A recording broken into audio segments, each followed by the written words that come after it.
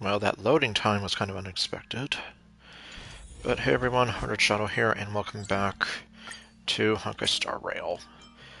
So previously we kind of wrapped things up with Casterus kind of achieving her destiny, I guess.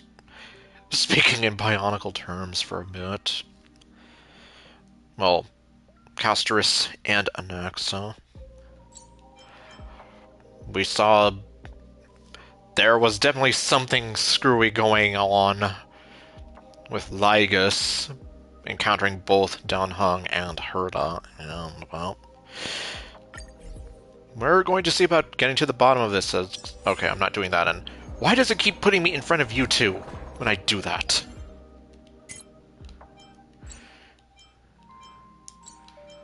And that's what I meant. Or, well, I don't know if... I don't know if anyone I have needs something from here.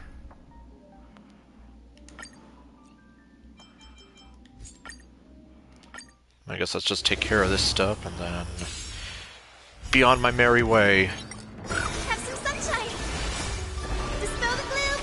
Restore the skies! On the still waters of oblivion, I weep for the departed. It too shall fall.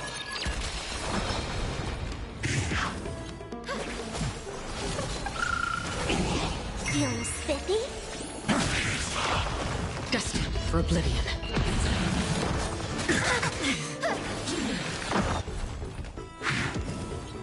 So make a way. On the still waters of oblivion. Can you find the answer? Future will come! Again. Dispel the gloom! Restore the skies!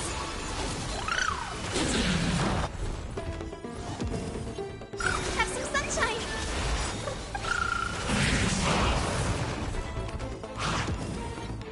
I weep for the departed. It too shall fall. Fury of innumerable core flames consume me. Hail the new dawn! Quench the flames of blood!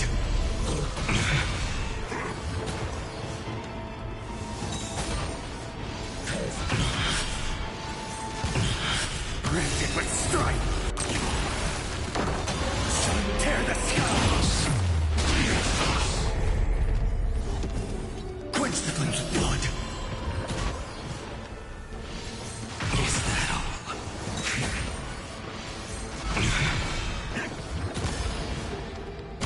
Her agony! Hail the new dawn! Quench the flames of blood!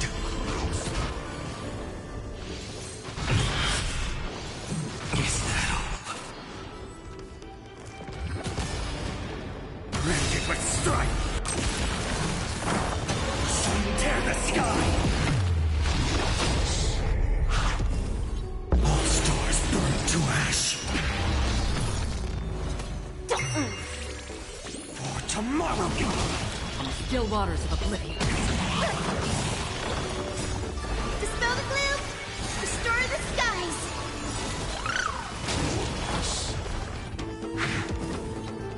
I weep for the departed. It too shall fall. Have some sunshine! Feeling spiffy? How familiar. I can't let them down. The future will come!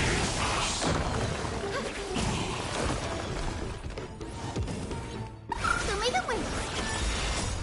Dispel the gloom! Restore the skies!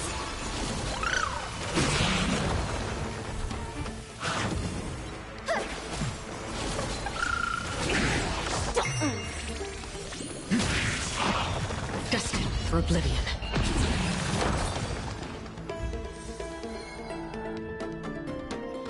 Alright.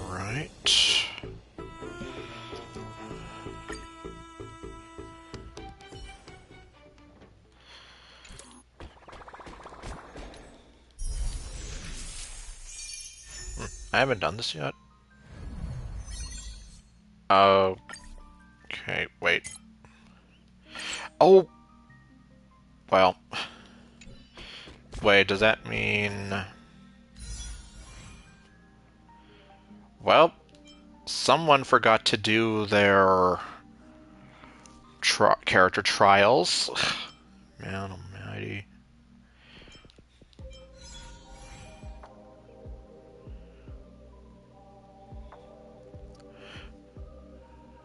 Okay, well...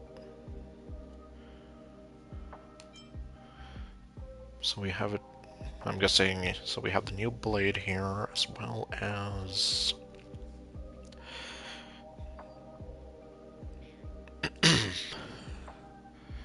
Okay, well... Okay, well, hey there, Ninja. You didn't miss anything other than me realizing that I did not do the character trials, and I'm officially SOL on that front.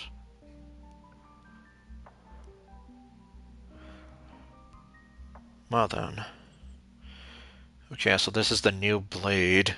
I know next to nothing about him, so I guess for now, unless someone can convince me to go for him, I guess I might just be holding off a bit. I'm honestly not even sure.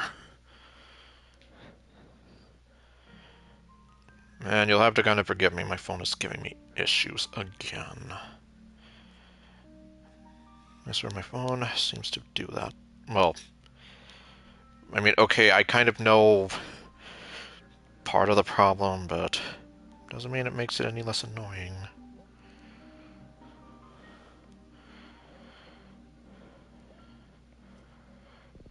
I'm just trying to...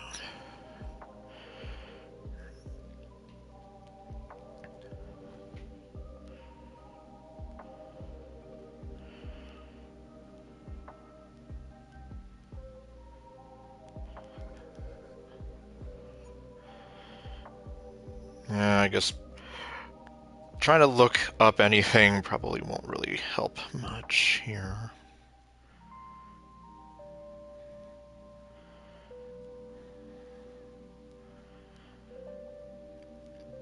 I guess I'll just have to worry about it later then. Because we got other things to be doing.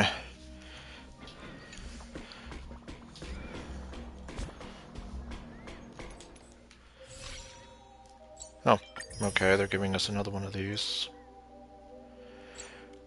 Yeah, though I guess that would explain the extremely long, like, download time. Okay. So we're gonna go back here. All right. We were in the, or we were supposed to be going to the library. Where was that slate last time? Was it here? Or maybe over here? I'm off to have some fun! It's free time now, so you should relax too. I was going to say before Mem started talking over me, we were here with Finon, and we were going to be heading off to the library of Phila. But after that, I don't remember. Oh, it's you.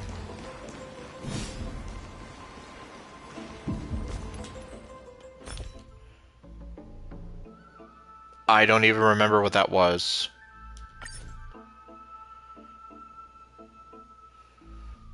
Okay.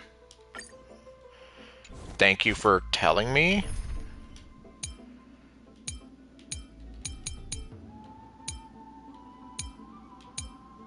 Foxy Mama.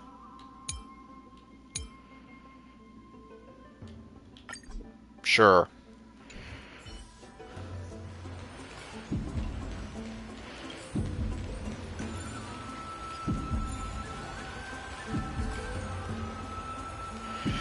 Over the past few months, you've come here more than once, fishing out that last piece of essence from the ocean of knowledge that best suits your taste. Really? I don't remember doing that. You're quite relieved that Don Hung isn't around. No one will be there to judge your reading tastes. Don't tell me you're reading something inappropriate. The scroll at hand shows a small line of text. Non-standard reading material. Please return to its original place after borrowing. Do not let any Grow professor discover it. 10 exclamation marks. That's how you know it's really important. It seems that the scholars of the Grove, amidst their profound academic discussions, haven't forgotten their little hobbies. So, which reading material will you pursue, or peruse? Forbidden Love, The Tree and the Butterfly. My professor can't possibly be this shy. Coming next fall to Crunchyroll. One punch!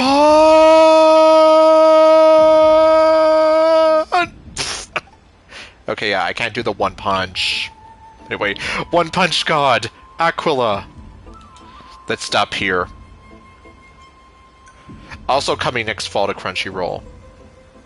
Well, let's see. Do I want to know what kind of love that a tree and a butterfly can have? Okay, well, I guess let's make this interesting. She wandered through the flower sea, searching for a glimpse of those fluttering butterfly wings, but without success. Sir, I've heard that every flower has its own florography. Generally speaking, that perception is correct. She heard the voice, but she couldn't see the speaker, yet Circe's paid it no mind. She calmly responded to her most special student while scanning her surroundings. What is your florography? I'm afraid I'm not a flower, but a tree. Evidently, this answer failed to satisfy the other party. A sound mingled with dissatisfaction and disappointment reached her ears, prompting her to add another remark. Well, if we're just speaking metaphorically, I suppose it would be intelligence. However, her objective was nearly accomplished. It should be around here somewhere. Now she just needed to find some bait to draw her out. Intellectual, yet also romantic. Perhaps it's because I hibernate. You see, in my long dreams, I've made promises to countless lovers. Really? No. It's like, alright, maybe it's gonna be my time to find that one true lover and da da da da da da. Okay, well, I was actually just listening to that song recently. The butterfly. Oh, yeah, and yes, I should mention, I know I butchered the song. But then again, I can't sing like Janet Jackson. But anyway, the butterfly-winged girl suddenly rose from the thicket before Circe's, startling her slightly. After all, at this moment, the distance between them was virtually non-existent. Gazing directly at Nesta's face, allowing the light reflecting from her lips to pass through her eyes, a hint of crimson flashed across Circe's face, almost imperceptible to onlookers. Oh, her lips were looking there now, okay. Of course her composure wavered for only a moment, and, as if pulling up a radish from the ground, like in Super Mario Bros. 2 or Doki Doki Panic, gently lifted her from the flower thicket. Of course not. Caught you now. Placing her on the ground, the giant tree's incarnation gently stroked the butterfly wings with the edges of her leaves, confirming the other's normal state before slowly withdrawing. So, now will you tell me? Why have you been avoiding me? Oh? Would you two please refrain from frolicking in my Antilla garden? A cold voice unreasonably interrupted their thoughts. How rude!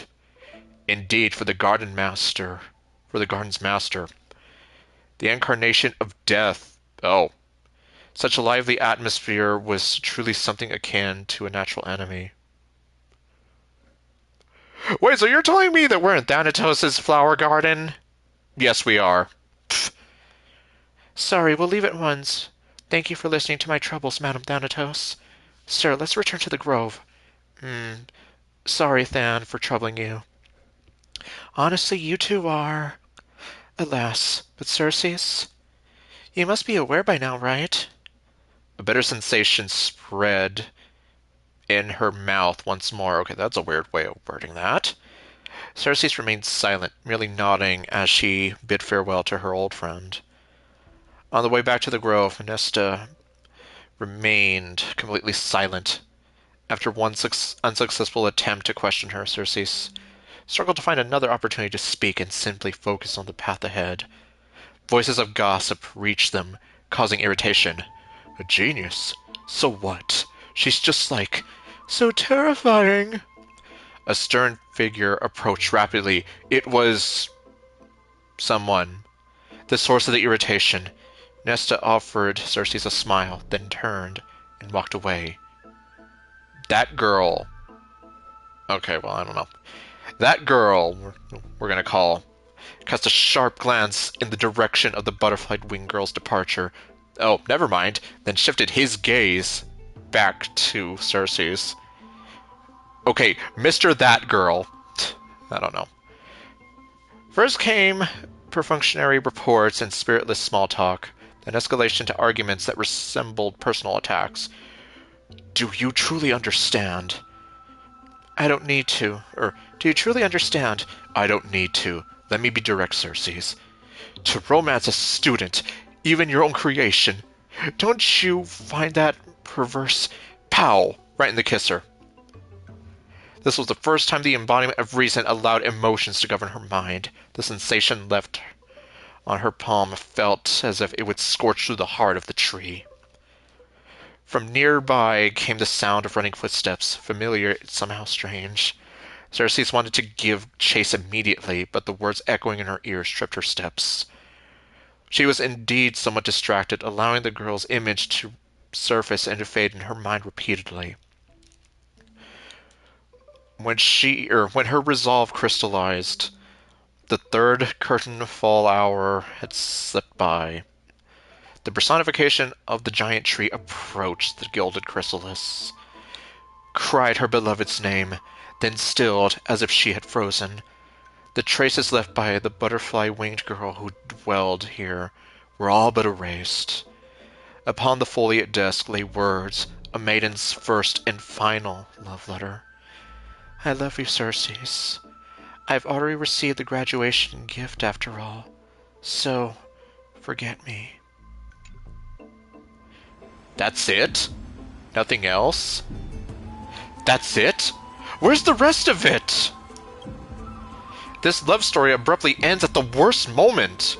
Whether the author lost the motivation to continue or some urgent situation occurred remains unknown. I don't feel like writing the rest of this anymore.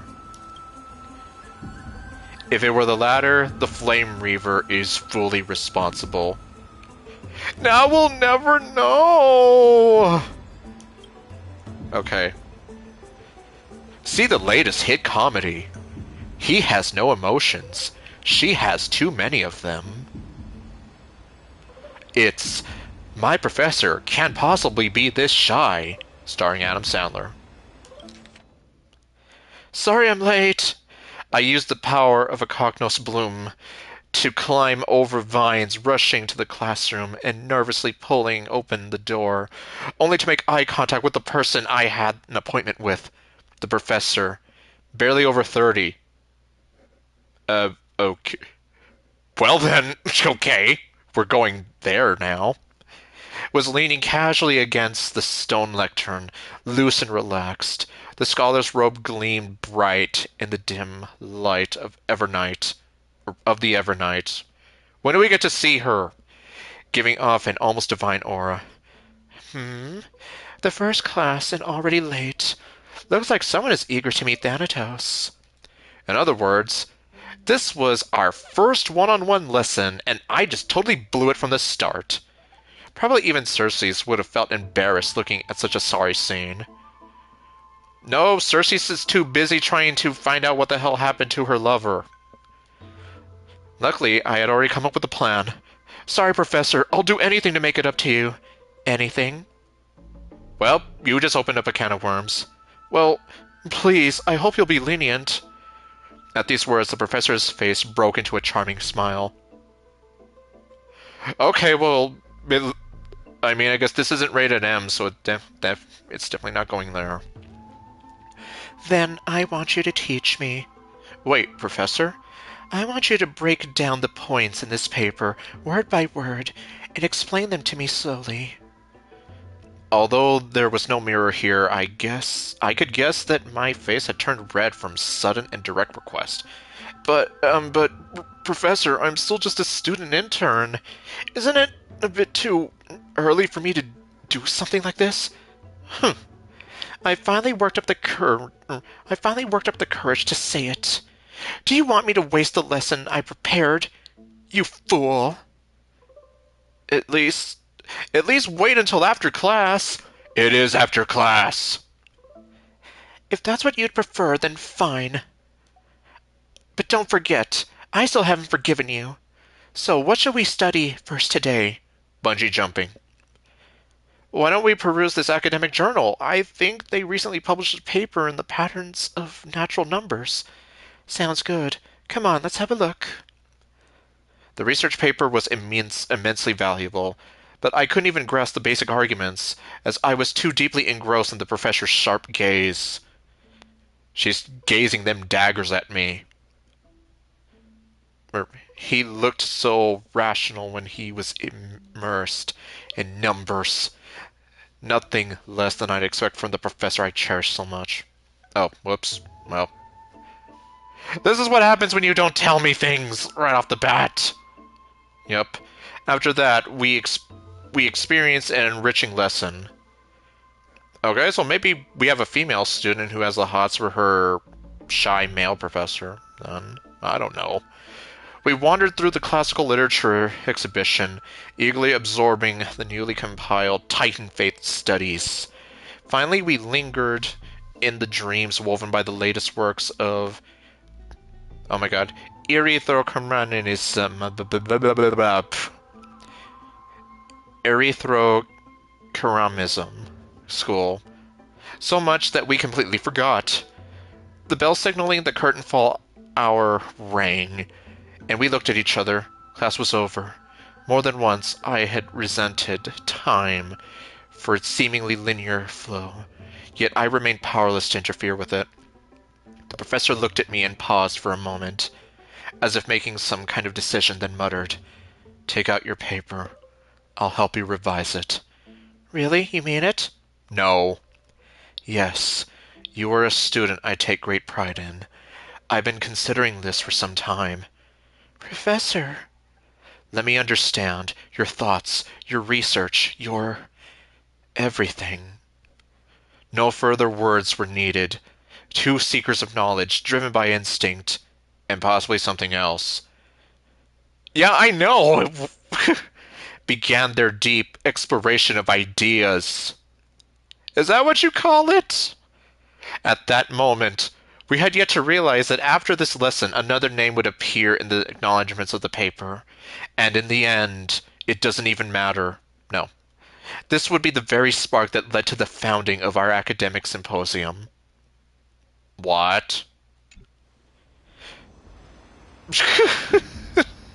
After finishing this mind-shaking piece, only one image remains in your mind. The Express. Welt. Phone. Phone. What the... Oh. For a young Stellaron host, this type of literature remains too far ahead of its time. Among other things. Okay. One Punch God. Brushing off the dust that had settled on him, he adjusted his attire and stood firm. Was he wearing a yellow jumpsuit with some gloves, boots, and a cape?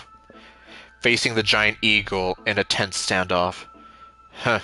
So you think you're something special that just because you defeated the silent Gyarios?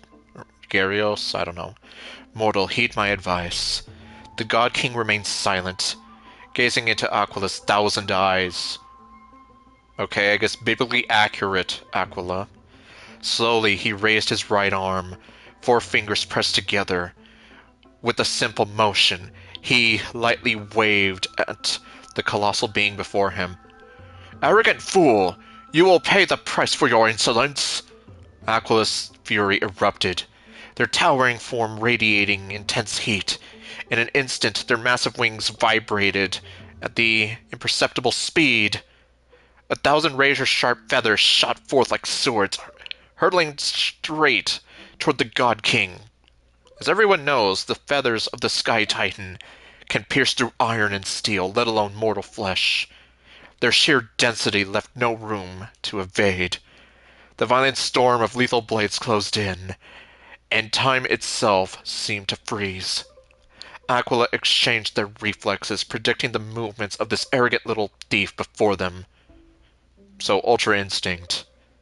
Noticing the God King shifting his stance, Aquila mused. He had only two choices. He could push off the ground to evade left or right, or stand firm and brace for impact. But either way, it would be futile. The feathered blades would shift with the wind, altering their trajectory. No matter how swift his movements, they would follow him relentlessly. But who could have predicted the God King never intended to dodge? He pushed forward instead, seizing the first incoming feather blade between two fingers.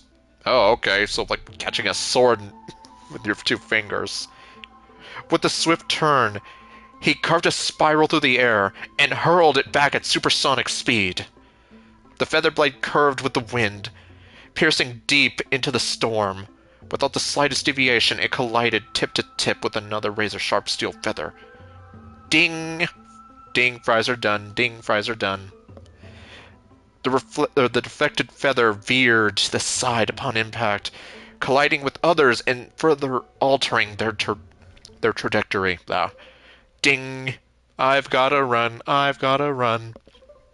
The sharp clashing of feathers rang out in an irregular rhythm, a chain reaction unfolding until the force of the final feather was dissipated, scattering harmlessly into the air.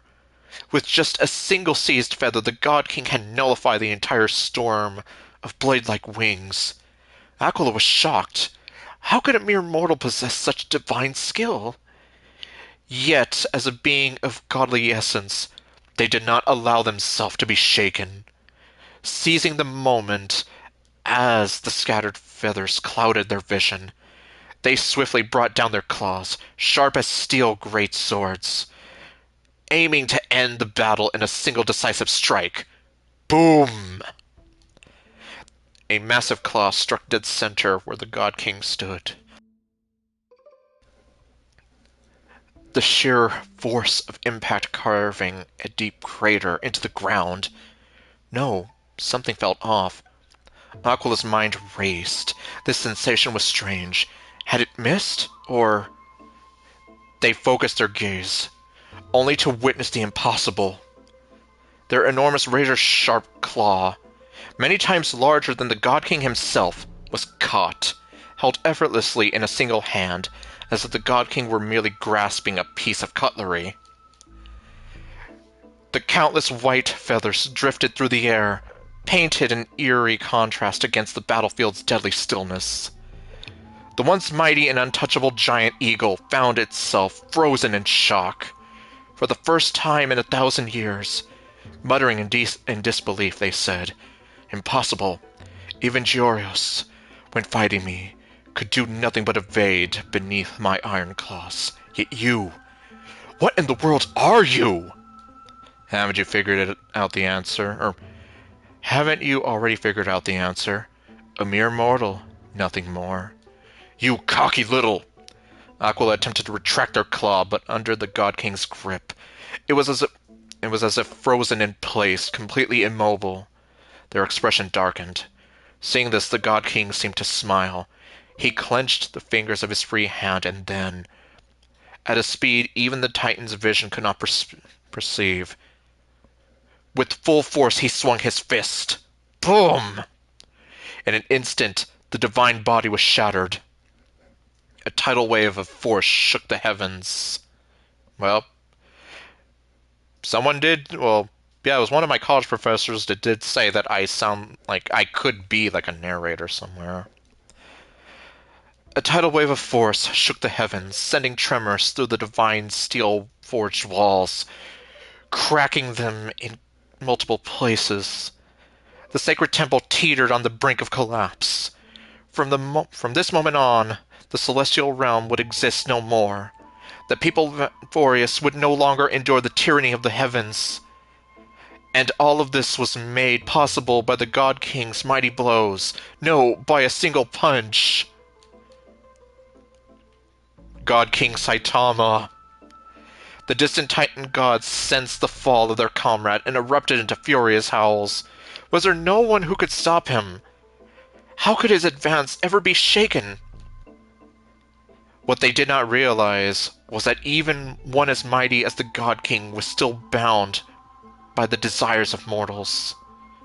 So Blackjack and something. Just as before the battle began, he once again adjusted his attire. Congratulations, you have reached your end, Aquila. You are strong enough to be worthy of the name Sky Titan. He ignored the crumbling stone walls behind him and strode toward the temple's exit. His steps were steady, yet the disappointment in his face was unmistakable. But your only flaw was failing to make this satisfying for me. Next episode, Battling Nikador. Next issue on hiatus. Oh, come on! Now we'll never know! Invigorating literature, your favorites. This article leaves you feeling empowered as if you were the author's one-punch god incarnate. Sky Titan Aquila? That's nothing. Okay, well, reading time is over. I wonder what Finan and Mem are reading. They're probably reading some funny papers. Let's take a closer look. Yeah, what have they been doing this whole time? Oh. What? Oops. Okay, we were about to read that again. Oh, there you are. Yoink. I said yoink. Nope. Okay, Sparkle's an atheist.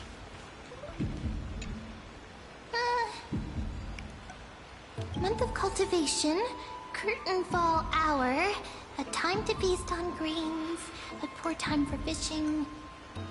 Oh, but then again, are there even any spots left to fish in Emporius these days? I don't know, the game won't let me. What are you looking at? Are you into fishing? Superstitions, don't buy into them. Very superstitious. Writing on the wall. Okay, no. Ah, you scared me!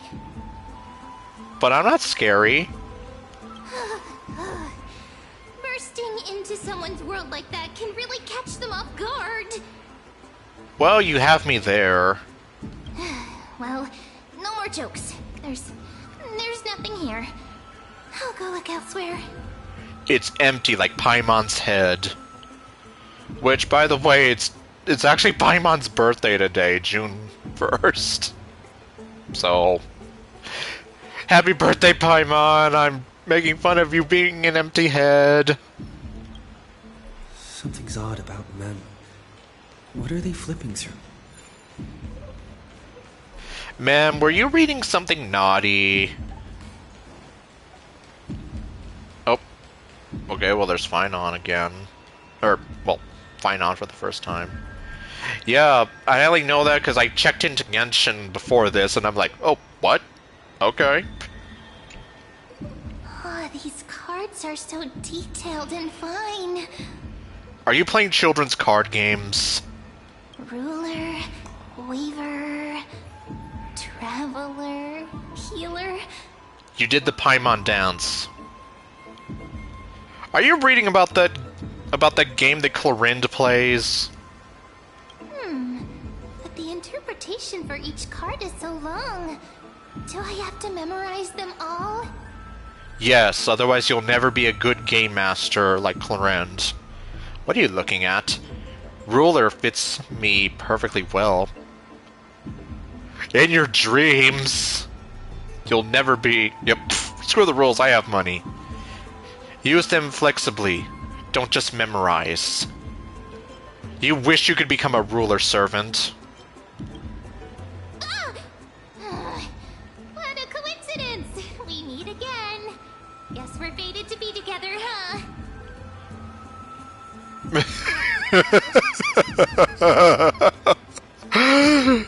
Oh, you. Oh, the irony of your words and the fact that I know who you are and all the stuff with wedding rings and wedding dresses and yeah.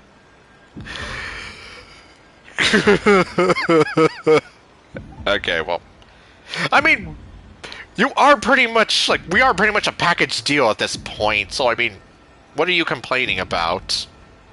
But you must be busy, so I won't bother you for now. Hope your day, every day, is joyful. You must be really into reading naughty stuff. So suspicious. Not like their usual self. I know. It's like, what are you reading that you don't want me to know about? Is it like... It's like, are you reading some fanfic of Himiko and Kafka admitting their love to each other or something? I don't know. I just know that's a popular ship. You sure are persistent. Alright, alright. I'm totally helpless against your charm.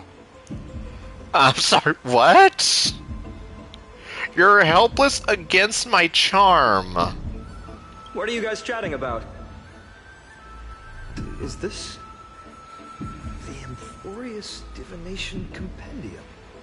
I was gonna say we were chatting about bungee jumping, but honestly, I don't know anymore. Why are you here too?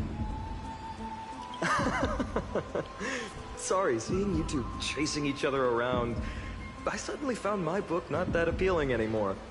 Was it boring? Never thought Mem would be into divination. But it's not exactly a niche hobby, so why all the secrecy? Yeah, it's like, why are you... Like, why are you running away from me? Whatever.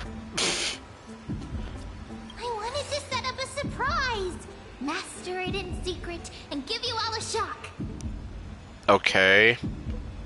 But you're not Fu Xuan. But getting caught halfway through, it's only natural I'd feel shy. A girl's heart is more delicate than Aquila's ever-changing moods. Yup. Much like how a girl's heart is as unpredictable as the seasons in Forget-Me-Not Valley. A surprise, huh? Someone else used to tell me the same. She was really good at stargazing and divination, especially with cards. Yeah, just like the ones you're looking at. Was her name Cyrene? And you must be pretty familiar with all sorts of divination techniques with a friend like that. Because I'm just saying, if it was Cyrene, then well, just give us a few 100 hours and we'll get to there. No, I know nothing about it. I've never really believed in using cards or bones to predict the future. He doesn't believe in the heart of the cards, or in children's card games in general. If the good omens foretold by divination were true, my hometown, Heidi's Elysia, wouldn't have disappeared. Wait, did someone seriously tell you, like, oh, your hometown will be blessed with 1,000 years of good fortune, and then... yeah. Well, I guess I wouldn't blame you for thinking it's a load of hooey. Don't forget, we've got Lady Trina. Every other form of divination is just smoke and mirrors or cleverly rehearsed tricks compared to her flawless prophecies. A little faith in these things isn't bad sometimes. It should be approached with a critical eye. To me, divination could be a power that guides our spirits. His voice must have super strength. Yep. Or, oh yeah, my voice gives me super strength. always casts a shadow in front of us, clouding our view of the future. That's why people turn to divination. It's just to find a small reason to give them courage to face the unknown. You really thought about this, haven't you? What if divination predicts something bad? Like it tells me tomorrow I'm gonna be hit by a bus. Which, well, I've had that discussion before on the Genshin streams, but, well. Divination is only meaningful when there are both good and bad outcomes. Okay. Better than saying mem. Even bad omens serve as guidance. They can help keep us alert, right? Or make you afraid of buses for the rest of your life, using that example. Although in Finon's case, I guess you're just making him relive bad memories. Strange. That person I knew used to say similar things. Looking back, whenever she interpreted a card for me, I couldn't help but feel uneasy. Even though I never believed in the outcomes. I guess we're eventually gonna learn what happened to Cyrene. But obviously he's not mentioning her by name now, but as we know, I kind of spoiled that for myself thanks to me watching some weirdo make some weirdo videos.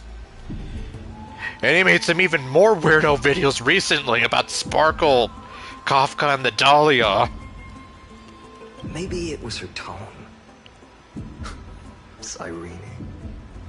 She could paint a complete fantasy so vividly, it utterly captivated me as a child.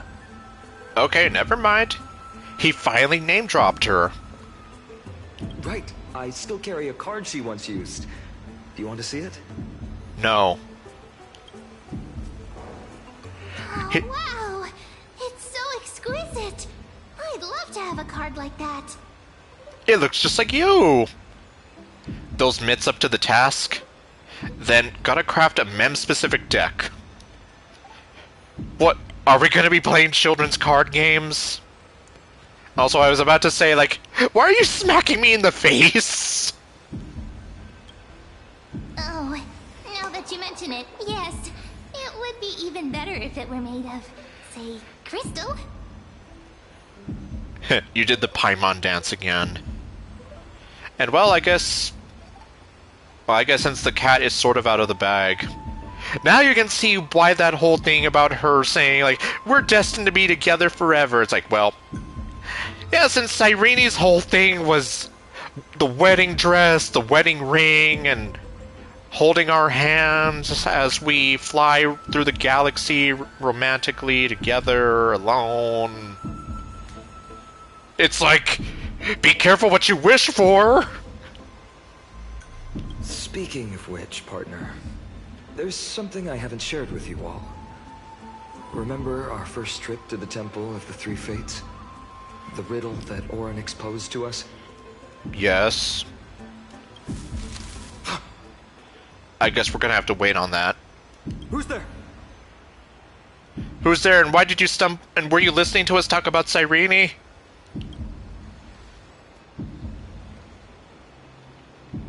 You are... Oh, great! Nice cosplay! Eyes peeled, everyone.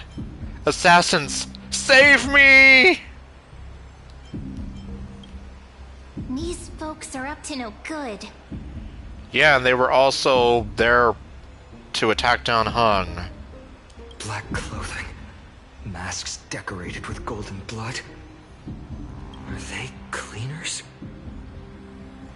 Well, they definitely look the part. Like they're ready to clean us off the face of this planet. To directly call us by our name, it seems you, Lord Finan, have studied the forgotten history of Amphorius quite thoroughly. He's the captain. Who are they? What's being cleaned? Clothes or cars? Neither. They're here to clean your clock. Your friend seems quite interested in us. Perhaps you could explain, Lord Finan. It would be the polite thing. You care about being polite before you clean our clocks? We can't let our esteemed guests pass away without understanding. Oh, well, pardon me. During the Chrysos War, to combat the Chrysos heirs, several cities formed an underground assassin squad called the Cleaners. And as the name implies, I guess they're just here to, completely erase us.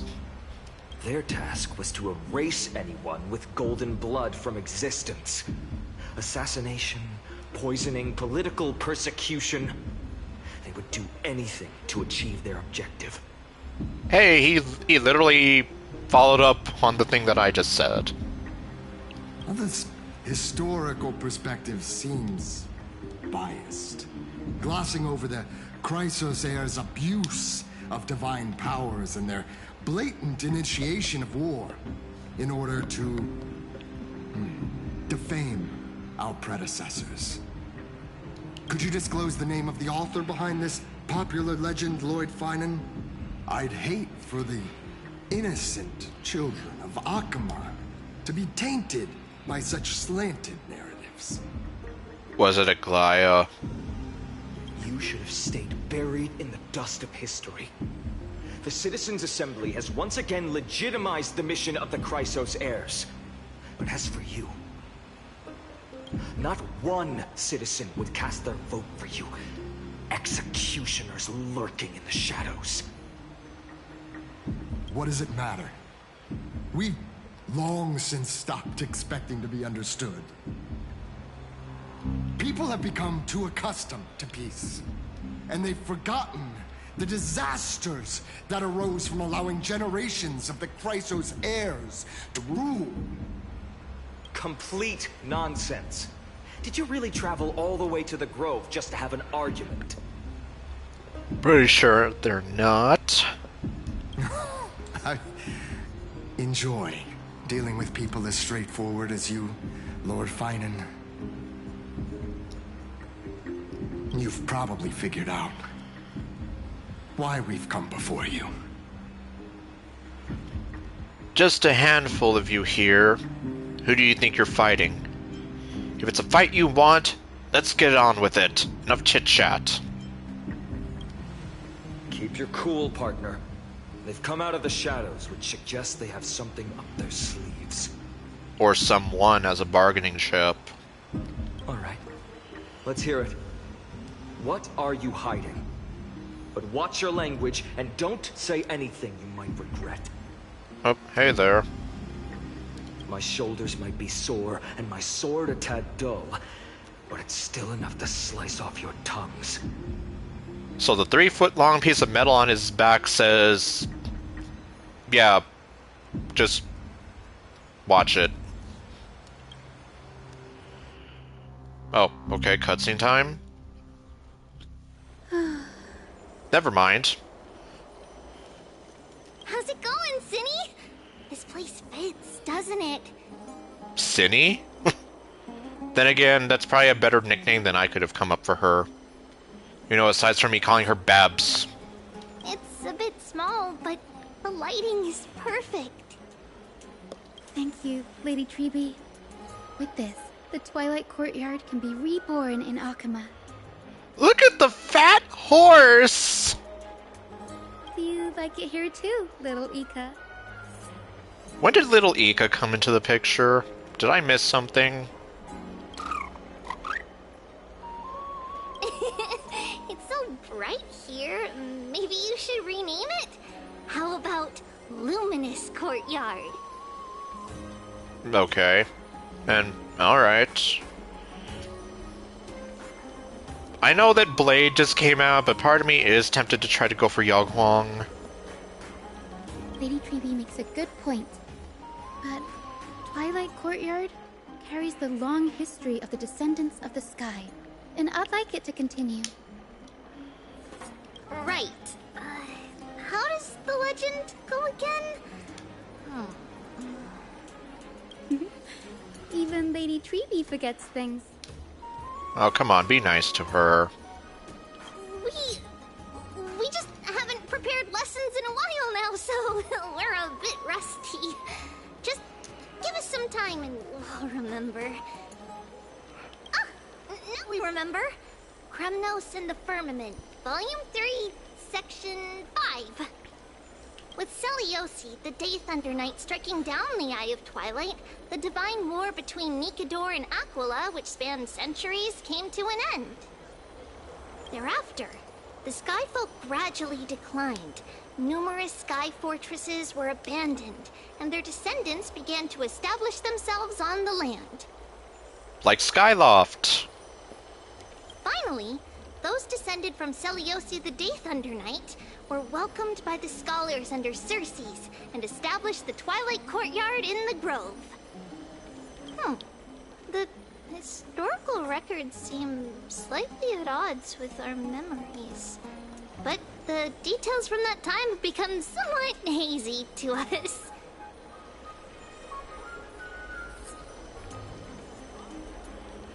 Well, yeah. And well, I mean, considering I'm pretty much banking off of having Sparksy and Sparkle, and I do have Silverwolf 999. Well, I guess we'll see. So I guess you could say I'm part of the way there. Oh, I forgot. For Lady Treby, history is more than just words on a page. It's something you've personally lived through. Yep. And that kind of history is what's most jarring. Like, I guess being real for a moment, the fact that someone said that there are kids right now in school who are learning about 9/11 in their textbooks, that just kind of hit me hard in a way that I just wasn't expecting. Like even though I wasn't like there and I was still too young to really fully understand what was going on, it's like the point is like I was alive for that. Like I can still remember like my mom's reaction, my teachers. Miss Gachupin was her name. Like I can remember things like that. So yeah. Anyhow.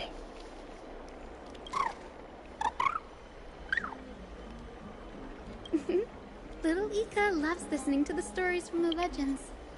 I'm sure you're also imagining one day you'll be as awe-inspiring as the winged beasts by Celiosi's side.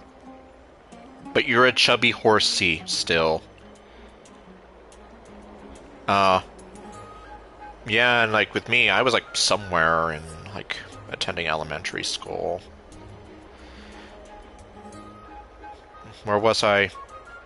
Oh, right. Why hasn't anyone made a marketable plush for little Ika yet? That's money left on the table. That day will come. I believe it. Just keep growing. Then again, I know they've only started making merchandise for Mem. But they still haven't made like a giant marketable plush for her yet. Like, come on, give me the marketable plushes. Yeah, I know. Well, yep. No, Nintendo hates both money and fans. So, you're half right. Lord Crediros? Oh, it's you. Miss Hyacinth. And Lady Treby. Good to see you're doing all right. I heard from the citizens you were nearby and came to check. Doing all right. What's going on, Crediros? You better not be kidnapping another one of them. There's been another violent incident at the market. A shop was smashed and looted. It's the third time this week. Oh god, what the hell? And yeah, he definitely is. Well then again, I guess he's a Kremnoan and they literally live for battle, so I guess understandable. How can this be? I always thought that with Lady Aglaya here, Akama would remain peaceful. Yeah, but with the Council of Elders, that's gonna be a point of contention. That was true in the past. But these days, forgive my bluntness, Her senses may not be as sharp as they once were. Oh, I mean, I know that, like, charging freaking $80 for a Mario Kart game, and raising the price of the Nintendo Switch 2 to almost like $200 by the end of September. I mean, in the sense that, well, they're, well, I'm not the only one that feels this way, but it's like I know some people feel like they're being priced out, which, I mean, I can sort of understand that with prices going up on everything. But then there's also just the fact that it seems like, well, I could probably be here all day, but like some people do argue how like there's certain games that they could be doing something with, or like it's money left on the table, so to say. Or missed opportunities. Meanwhile, I'm still waiting to see if there really is going to be a Galaxy 3 coming out with the Super Mario Galaxy movie for brand synergy. Aggie. Oh, Aggie. Oh, yeah, that was... The 3DS era was amazing. Yeah, with the what was it, the 3DS Ambassador program when they lowered the price, like, that was such a cool thing they did once that happened. In my opinion, malevolent forces have noticed the slack in the Golden Threads and are now plotting to exploit the opportunity. Oh, great. The Citizens' Assembly just wrapped up. Why is there still unrest? I'm guessing it's because of the Citizens' Assembly and what happened that there's unrest. The Chrysos heirs won by only one vote, Lady Trevi. From my years of experience, a narrow victory often walks hand in hand with unrest. See? Just because there was that victory doesn't mean like, oh, everyone agrees, everything's happy now. No, because half of those people were angry, and they're still angry. Trouble. Miss Hyacinth. Trouble. Uh-oh, that's not good. Clementine. Take a breath. What's going on? Please, something terrible has happened at Marmorial Palace. That doesn't sound good. What is it, Doctor? Calm yourself and talk us through. Lady Aglaya. Don't tell me something happened to Aglaya. It's Lady Aglaya who's in trouble.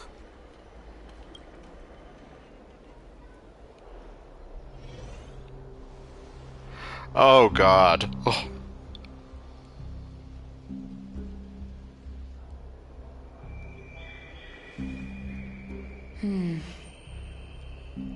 I still hate the fact that the game's gonna be suffering these graphical glitches, and I don't know how to fix it. I still remember. This bath that overlooks the entire palace was built by the Council of Elders 900 years ago. Jeez. Its purpose was to commemorate the first flame chase journey, and to remember the heroes who made great sacrifices for Amphorius a millennium ago. Rules were set then.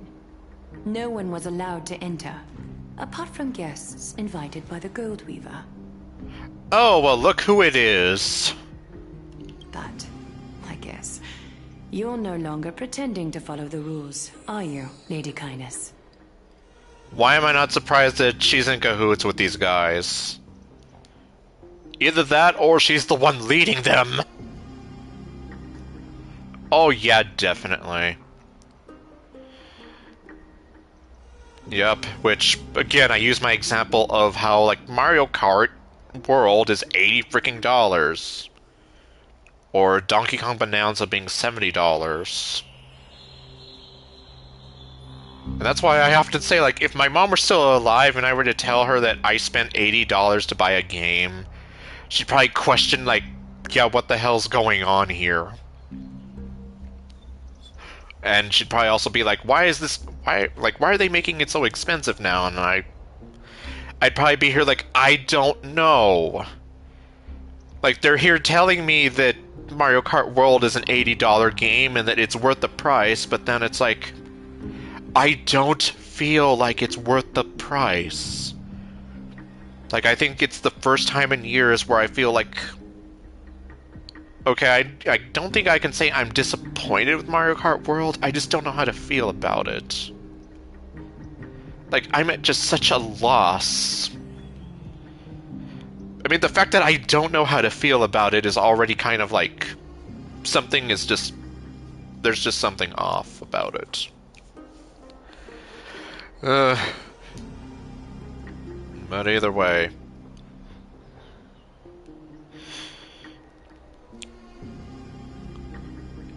Yeah, and, well...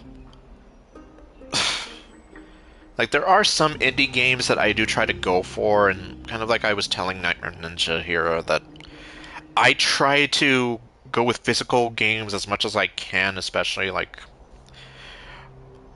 Well, I know, of course, limited run games is already kind of... Well, I'm not going to go into them too much. But then there are, like, some other places that do, like trying to put these indie games physically out there that I do try to support. God, what was it that I was thinking of?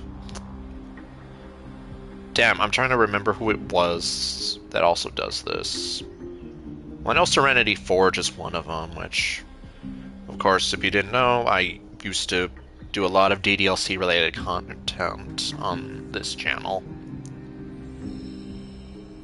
Oh, Sea of Stars. Okay, I'm guessing that definitely has to be something on the Switch.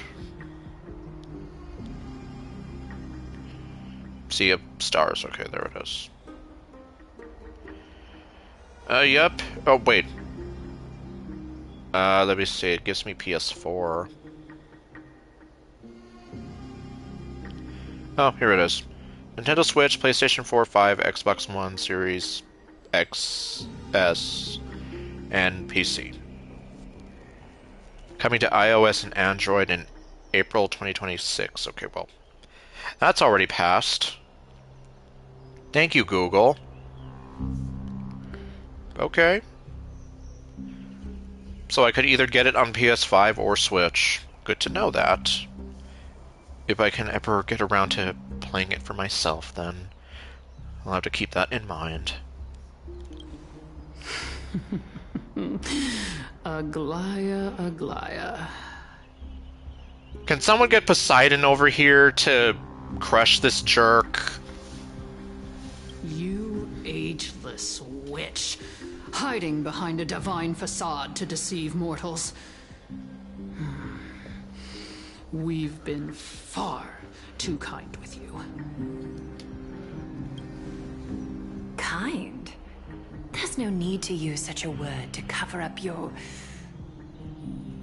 incompetence. Huh? Anaxagoras humiliated all of you before the citizens.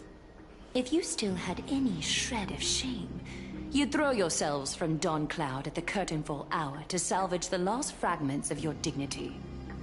Damn. Aglaya over here laying down some sick burns. Oh yeah, definitely. Well, Zeus would do either one of two things. Strike it with lightning, or... make us have some more demigods. Yeah. Like that stupid meme of the book versus like Greek mythology, and then the smaller book of Greek mythology of Zeus wasn't so, you know. Demigod, why not gaze into the water's reflection and see the wretched face you wear now? What are you talking about? Aglaya's beautiful. These days you're not only blind, but also deaf. The cleaners were born for this moment. When all orders, rules, and laws fail to restrain you, it's time for the dagger to pass judgment. You're really desperate. If you're in such a hurry, give it a try. Oh yeah, Zeus definitely knows what he wants. But yeah, it's like... But that meme isn't wrong, though. It's definitely not wrong. Going toe-to-toe with a demigod? We're not that foolish. Okay, so then what's your big plan? The dagger isn't at your throat, but... Oh. It's at the people. You're seriously going after the people, aren't you?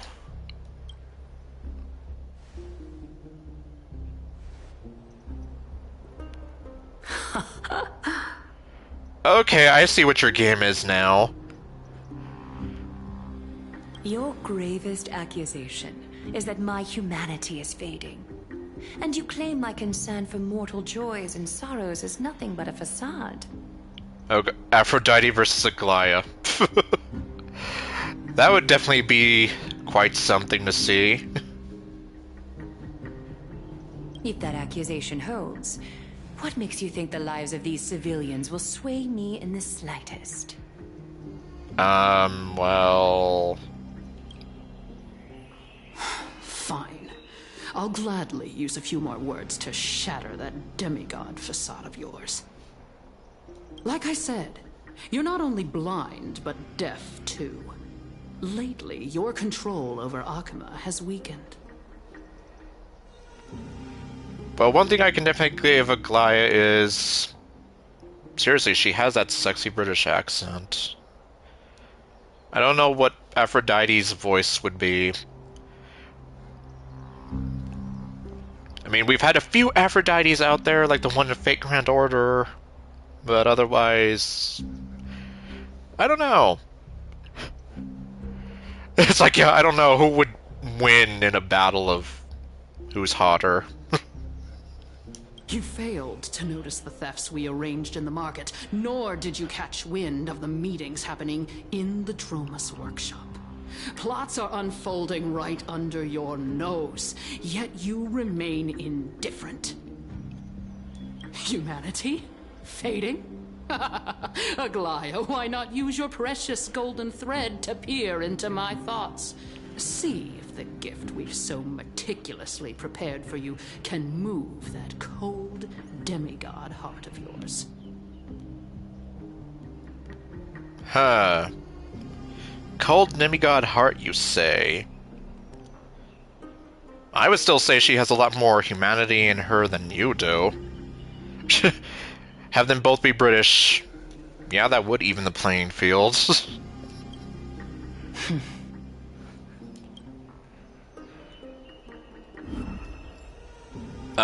In this moment, I only regret not being more ruthless. Because your evil is beyond cure. Yep. You really are lost. You finally figured it out. You have grown dull. I've been holding that image in my mind this whole time to make sure you could see it clearly.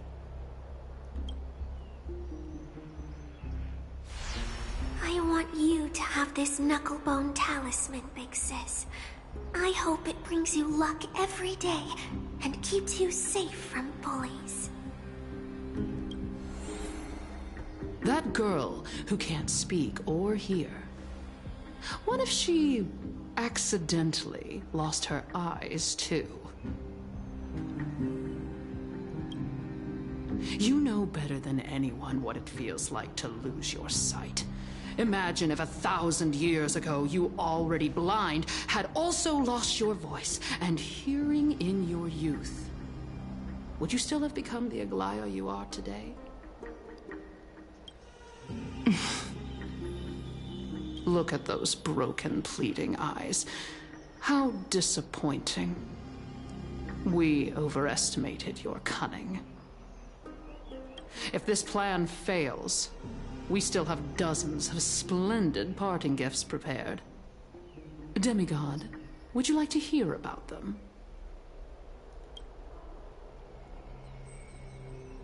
I thought I could buy some more time.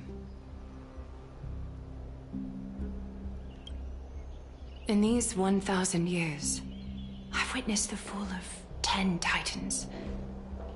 From my naive arrogance at the beginning to slowly learning how to guide others.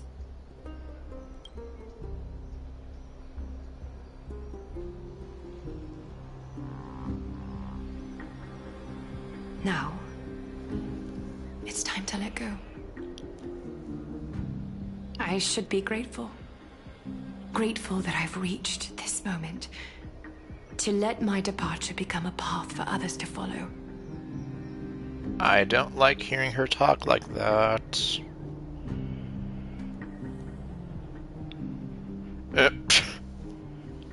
Well, you're not wrong from what I do remember about Aphrodite. And well, I guess since I'm breaking the immersion already, I was also to point out, they definitely knew what they were doing with that previous camera shot. Just to really let us see that gold nail polish. It's like I said with Yaimiko and Sitlali and so many other characters in MiHoYo's games, they know what they're doing.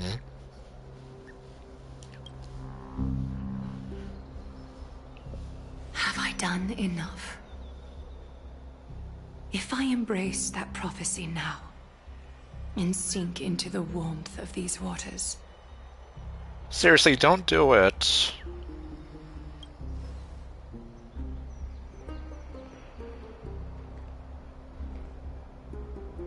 Will the wandering wind stop to mourn me, Cyphra? Okay.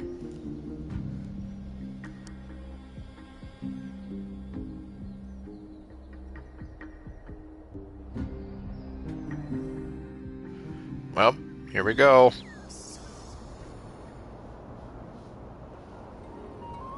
Seamstress!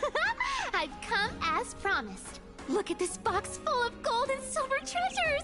I bet there's stuff here you've never seen. Yeah, I guess come to think of it, I don't really know too much about how Aglaia plays, but from what little I do know, like, I would only be getting her just because I've just been in love with her design since the first time I ever saw her. But I don't know if I would be getting much use out of her. And yeah, it's like, I've heard of there have been certain characters like that, especially within Amphorius alone. I mean, need I even mention the whole debacle with Cyrene and the anniversary when she was released? You know, like, literally kind of faking it and being like, oh, wow, look how good she is! And then hiding the fact that it's, oh, yeah, this is E2. Come on!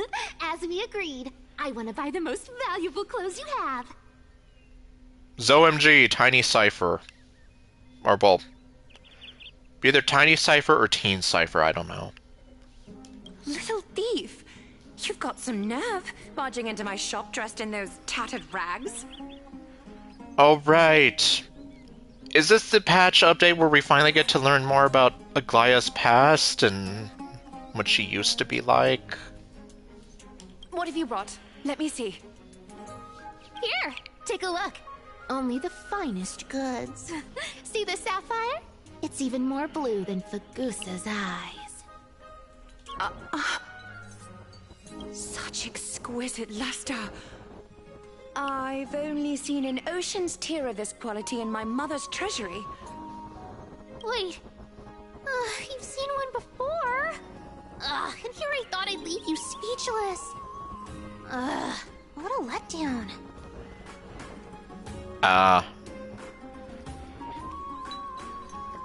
So even if you did give her all that... well, I guess good to know. So I guess as much as I won't, well, it's like, okay, let's get it out of the way. I'll be sad of missing out on Aglaya's beauty, because I think she is like a super beautiful woman here, but I guess I won't lose too much sleep not having her. And, yep, well, have a good night then, Nensha. It's just an old memory. My family estate all burned to ashes long ago. This workshop is what I built from scratch. Yep, good night, and good to know that. So I guess we are going to be learning more about her here. Wow, a daughter rebuilding her family business. How admirable. Enough with the jokes. At least you did get to enjoy those luxuries. Mind your manners, Kitty. Oh, wow. Man, they weren't kidding. I think whoever it was... Actually, no, I think it was the weirdo that I mentioned earlier in the stream. When he was talking about who was the baddest Chrysos, or who was the biggest baddie of the Chrysos heirs. But, yeah, I think he did say that she was, like, a little more, like, spunky and kind of, like, sarcastic. Not so much, like, reserved and refined and whatever.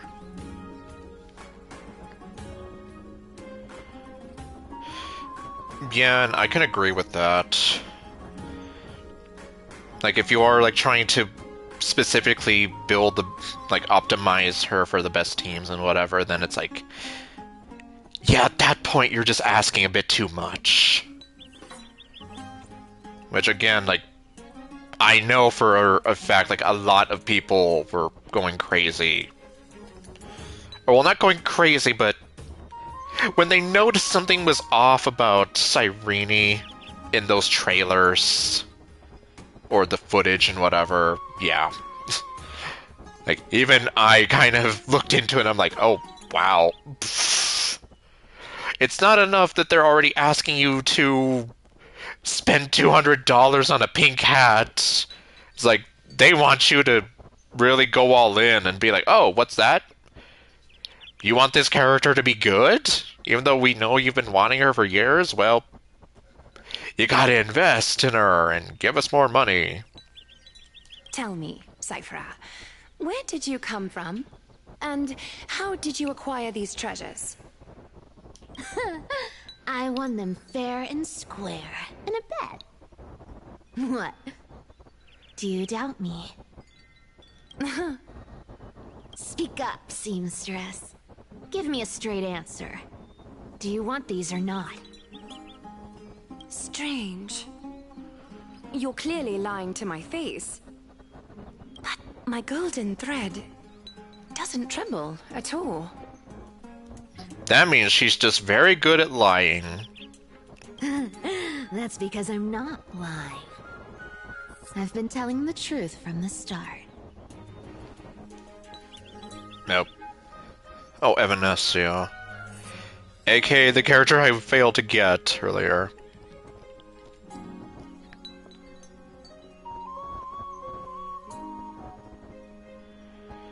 Okay. Yeah, because I've mostly heard, like, some positive things about Evanescia. So, okay, definitely makes sense. And yeah, it's kind of like... That's sort of how it should be, where... Well, I'm not saying, like, not to invest in, you know, their idolins and whatever, but... It should be something more like... Okay, the character is fine at their E0, but they can be so much better when you get them to E1, E2, and so on. Versus... You get them, and then it's like, oh, well, you actually want them to be good? Well, you know, keep coughing up money. That just seems kind of scummy, and, like, that's sort of what the argument was. with the Cyrene debacle. Oh, is that so? The scars and the mud stains on your face tell another story. Oh, come on. Can we just do business without all this chatter? Don't worry. I didn't leave any evidence, so no one will bother you. Hu Tao. Yeah, that's definitely a whole other thing. But okay. Ironically, I do have Hu Tao, but I only have her at E0. I never really did spring for getting another copy of her, so... Mostly just because there were other characters that I wanted to get close at the same time, so... On the one hand, she's... Well, I mean, at some point she did kind of serve me okay, but then that was like really early on in game, and now she's pretty much just been replaced by Arlecchino and Malwika in most of my teams. How can I trust a word you say when you're so skilled at lying? Dealing with you rich people is such a pain. Always wasting my time. Fine, if you don't want it. There are plenty of others who do. You want it? It's yours, my friend, as long as you have enough rubies. Hold on. Your treasure? I'll accept it. But these alone aren't enough to purchase the Gold Weaver's finest clothes. Okay. That said, I do have something that would suit you perfectly. Is it literally what she's wearing now? Oh. What do you have in mind? Look. Come a bit closer. Okay. So that's where she gets the sexy high heel shoes. Oh, okay. Not sure if I... yeah, that definitely doesn't. Then again, according to, well, someone that used to be a stream regular back then, I wasn't really using Hu Tao all that properly to begin with. Mostly because I'd have Noelle as the shielder, but then I would be using Noelle to heal everyone else, but then, yeah, that would clearly negate Hu Tao being a glass cannon of sorts. Of course, that was before I got Zhongli, and even way before I got Siwali. Of course, by that time, I wasn't really using Hu Tao so much. I had already moved on to using Arlecchino, who was a bit easier for me to use, and definitely gave me a lot of results. Oh, it's shimmering gold. Absolutely stunning. These golden boots are the Gold Weaver's greatest treasures. Though not as valuable as the most precious gowns, they hold a magical power. Legend has it that Zagreus blessed these boots, allowing anyone who wears them to move swiftly and silently. Yep. We've definitely seen that from her. Put them on, Sephra. And don't get caught again. A face as lovely as yours deserves better protection.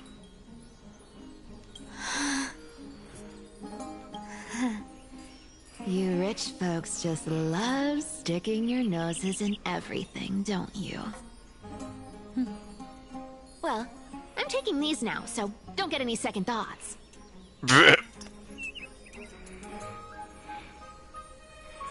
Yep. Exactly, and... I mean, I guess they kind of realized it a little bit late, but hey, I guess better late than never.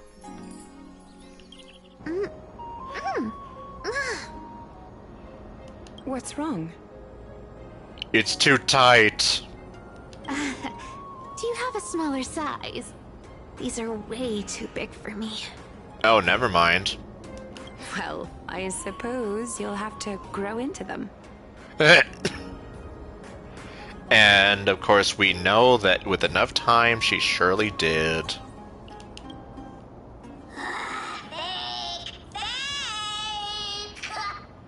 Do you have to interrupt me in the middle of my story? Fake? What's fake? Okay. Those boots definitely don't hold Zagreus' divine power! Okay, I guess... More of this for anyone who wants it. Like I said, they really know what they like. Or, yeah, they really know what they like. It's like, if they want to get camera shots like this, they don't hesitate. Like, I'll still never get over the fact that literally the first time we meet Citlali is just this. Like, that's the first thing we see of her. And then we get to see the top of her head, and then we eventually get to see the rest of her. Like, you people know what you're doing. And you're definitely not being apologetic. Of course, you can also argue, just look at Sparkle's splash art. You're Amphorius' most cunning liar, and even you were fooled by a Glyad. Watch your mouth, or I'll feed you to the fish in the River of Souls. Weren't you curious how I got tangled up with that seamstress? Well, now you know. Satisfied? I'm surprised she's still here. I was like, didn't you want to get out of here? I didn't expect such a simple story. How disappointing. Oh, yeah. That's definitely true.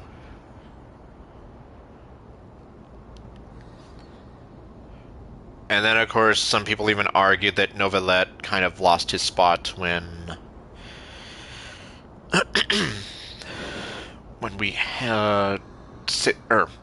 no, not Citlali. When we had Mualani come along with her abilities. And yeah, it's like, now you don't really see too many people using him. I just got him just because, like, I do kind of like him as a character, so I just figured, yeah, why not? Maybe I'll find some teams to use him in, although, yeah, I haven't been using him much lately. I still use Farina more than I use him. But, boss lady, there's a chance Aglaya wasn't trying to trick you? You're defending her. Stupid sexy Cypher. No. I just think the story's so moving, it'd be a shame to ruin it with a lie. If I could cry, I'd be in tears right now. Come to think of it, I don't think I've really ever used Novelette and Farina together like that. I'd imagine, like, they'd have some kind of synergy. Good thing you've still got a sharp tongue, or you'd have been stuck guarding someone's front door ages ago. Oh. Enough chit-chat. Let's take a look at this place. The city of Styxia. Look how beautiful she is! Insert obligatory, but not as beautiful as you comment here. Let me take a good sniff of this air.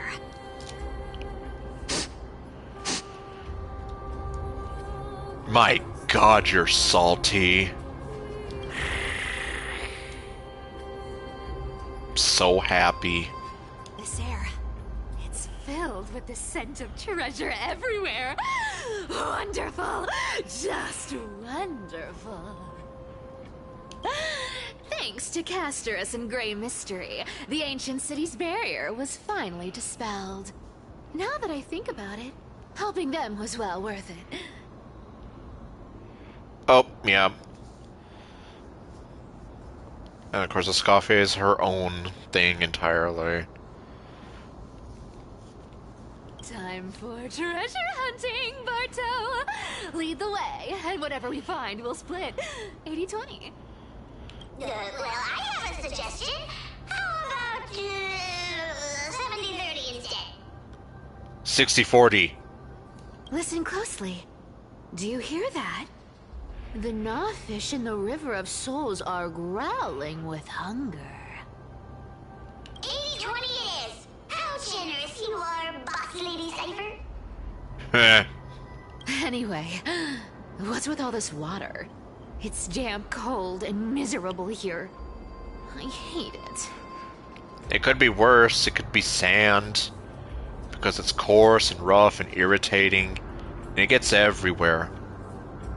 Ooh, the mighty demigod of trickery. Uneasy around water. You wouldn't understand. The people of Dolos are talented in many ways. Just, not in swimming. Why don't we have a race? Long distance, sprint, or laps? Take your pick. What's got you so worked up? Relax, relax. Who would have thought the fearless Lady Cypher was afraid of water? Jeez. Cats hate getting wet. What's so hard to understand about that? Yeah, exactly. Cut her some slacks. Now, hurry up and figure out a way across. Or I might have to reconsider our split.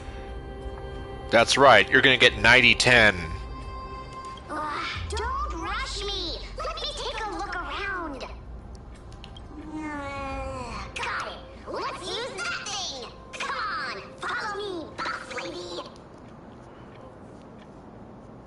I'm guessing the hand is gonna be more, like, relevant here. This is like, I used it to get the coins, but that was it.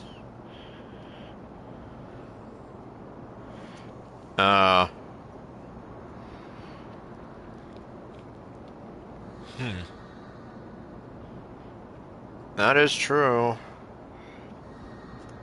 I mean, I guess on the one hand, it means that she can slot into... Well, since she's a generalist, she can slot into many teams, but... Yeah, I guess it's because she's so, like... Yeah, I guess you could argue that she could literally be interchangeable. Not a good imitation. I'll play along. Let's see where this goes, Bartolos. Tell me. Oh, Happy New Year, everybody. Almost 20 minutes later. How did you hunt for treasure when I wasn't around, boss lady? Trying to trick me into saying something. Not a chance. You're as sharp as ever. Yeah. Oh, no, don't do that. Alright, I'll do it. Oh. Well, I guess we have to say bye-bye to Castris. I'm pretty sure the one that the game has is going to be better than mine. What? Nothing to say? Yep.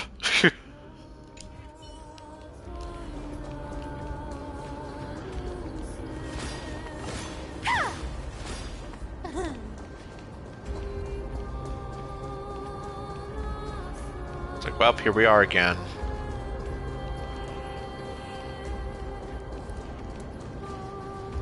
Ooh, interesting. Very interesting. Was this device designed by priests of Ornyx? Do you think you can handle it? Don't underestimate me, boss. Just find a cozy dry corner and wait for me. Mission accomplished. Now you don't have to worry about your tail getting wet. Not bad, but just a warning. If this thing fails while we're halfway through the water... Don't worry, trust me. For that sweet 20% cut of the loot, I'll make sure you're taken care of. Alright. Huh. This feels truly magical. When did you pick up this trick?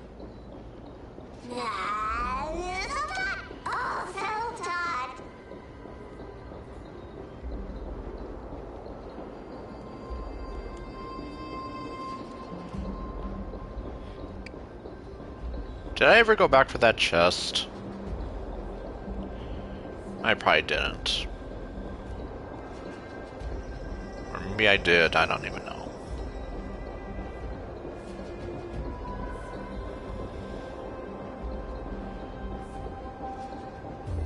We're here. Can we turn off this spotlight now? It's really blinding. No problem. Just use the device over there to shut it off. Yep. Oh, it's that thing.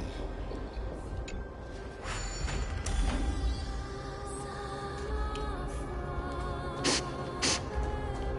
scent of gold coins, gems, and fine leather. It's so refreshing.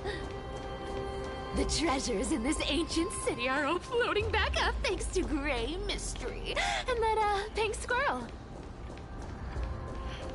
Rich Corinthian leather. Okay, let's see what we got. Yes, right here. What are you waiting for? Start digging. Digging through solid stone? Roger that. Watch me. Bartholos activated excavation mode, unearthing the treasure buried deep underground. Okay. Wow! That's a huge chest. Move over. I want to open it myself. But I'm not saying anything to that. Wow, wow. A massive haul. Unbelievable. It's hard to imagine the kind of luxurious life the people of Styxia once led. As expected for a realm of Fagusa's disciples. This entire chest is filled with ornaments made from ocean's tears. Here, take this. See if it suits you. Ooh, thanks for the gift, boss. Much appreciated. Look at the clarity of this purple crystal. It matches my skin tone perfectly. Oh, safer, safer. You truly have the most refined taste of all thieves and amphorious. Let me try this on. Surprise! Where is my treasure? How long have we known each other? I can't believe you still fall for this. This is... How could I have forgotten about this? I'll believe it is true, and a lie becomes reality. What a convenient ability. Yep. One of my favorite sayings from her. Or, well, alternatively, with enough believers, lies become reality. The demigod of trickery's divine gift. Far more practical than any golden thread or teleporter. Alright, enough fooling around. Here's the real thing. Lead the way. Cypher rules! I've already pinpointed the next trove of treasure! Starting navigation. Boss lady, we're set to make a fortune this time! Got any plans on how to spend it? Of course. Spend nothing. Have you forgotten my silly prophecy? I remember, of course.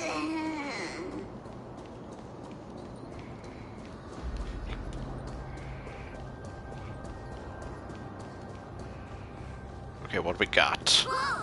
Isn't that like... Uh-huh. Isn't that the controller for the hand of Zagreus? Indeed it is. Yep. Are we finally gonna use it for something? Once activated, this thing makes a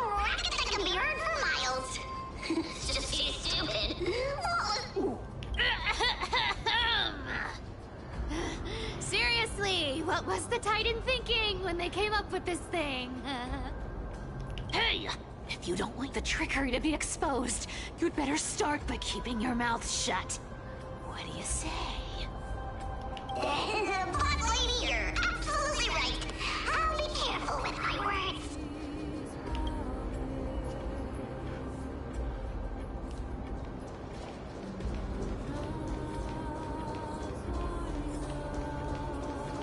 Here we go round the river of souls. Spirit thief goes, spirit thief goes. Ah, what are you even singing? You're totally out of tune. I know, right?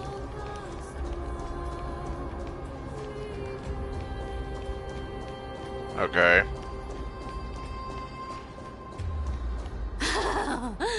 There's a big guy guarding this place. Yeah, big and dumb. Just a pure lump of stupidity. Big and dumb. Look at its face. Oh my, how could something be so ugly? That thing has a face? Yeah. So ugly. Ugly enough to make even me, a little imp without a digestive system, feel nauseous. If that ugly brute messes up my face, even the stoic Talantin might end up shedding a tear. Indeed, that would be heartbreaking. Clearly running away is a sensible choice. So, how about you take the front? I'll attack from the side. Right. Fleeing fits a rogue nature. Huh? Hi. For boss time, except not. Oh, become a patron. Have some sunshine. Dispel the gloom. Restore the skies. You can't run. Don't move. Can you find the answer?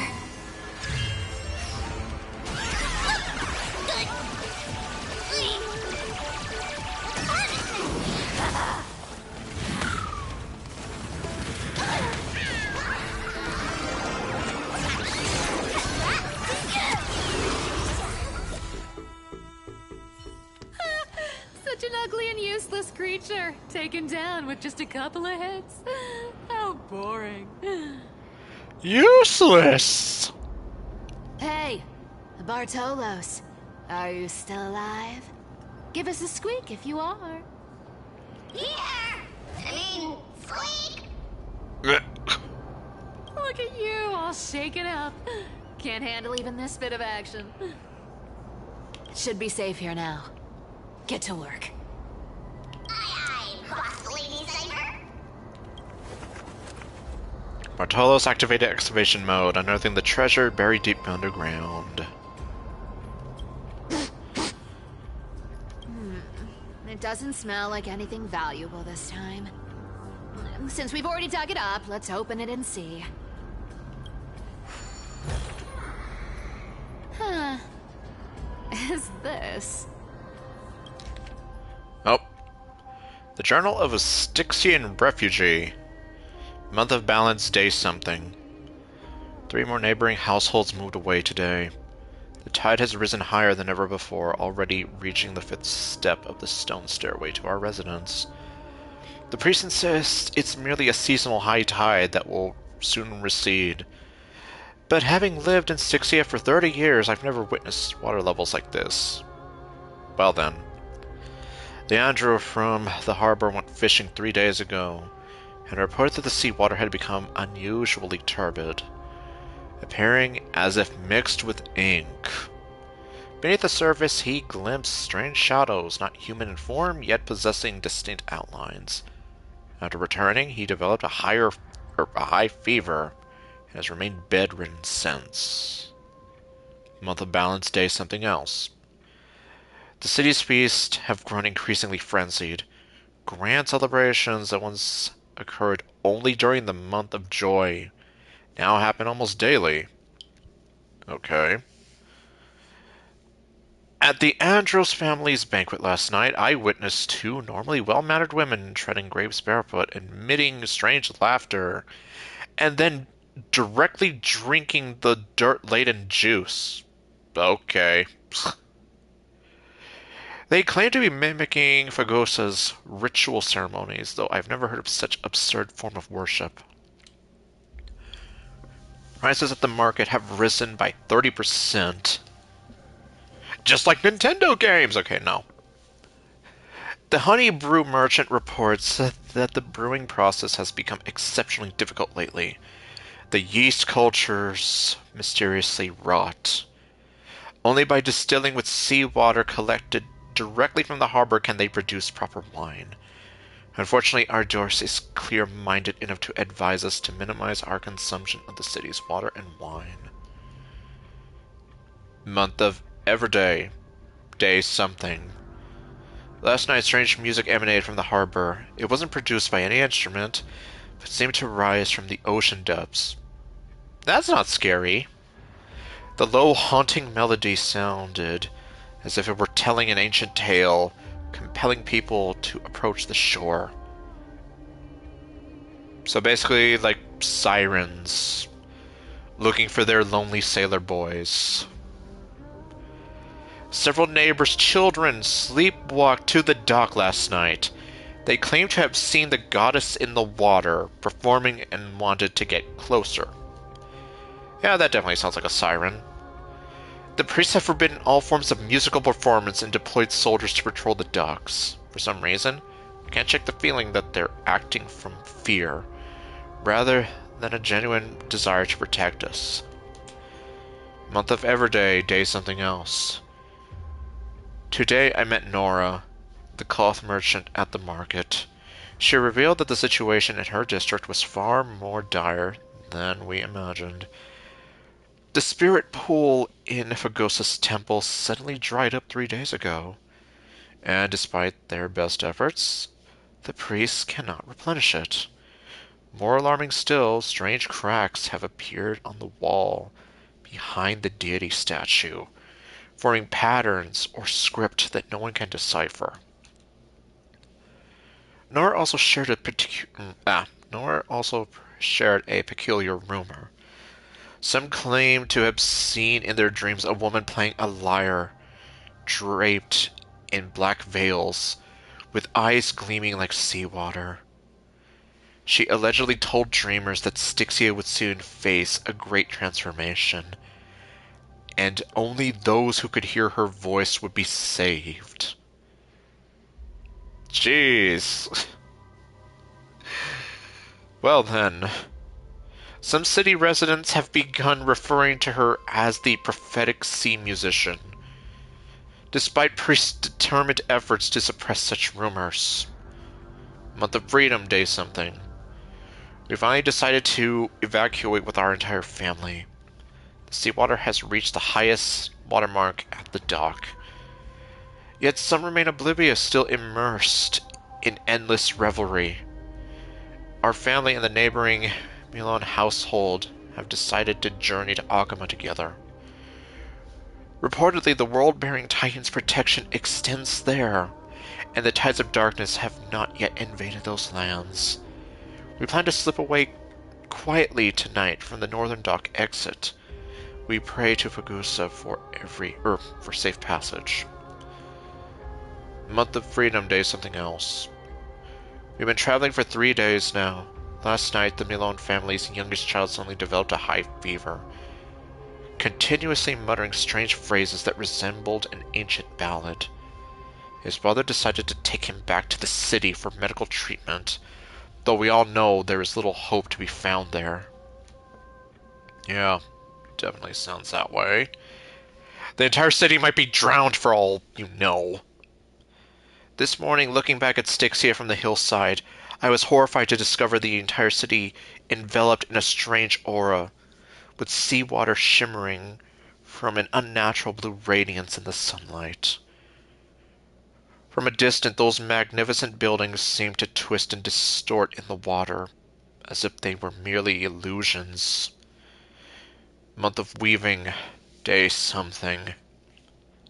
Oh, jeez. We encountered several other fleeing townspeople. They brought even more horrifying news. The seawater in Styxia had begun displaying strange colors and textures. Sometimes thick as honey, other times solid as glass. Those who remain in the city have begun undergoing bizarre transformations. Something, something, something, something, something. Even more disturbing is that at night the entire city bathes in an indescribable glow, as if enveloped by some gigantic amniotic membrane. They say this is Fagusa's punishment, but I can't help wondering, is this the Titan's wrath, or is it some power even greater than the Titans at work? We've decided to continue northward to Akuma. Along the way, we've heard rumors of someone named something, who can supposedly appease Fagusa's wrath. But these are merely legends fabricated by desperate people. We common folk can only rely on our own feet to flee this disaster. Month of Weaving Day is something else.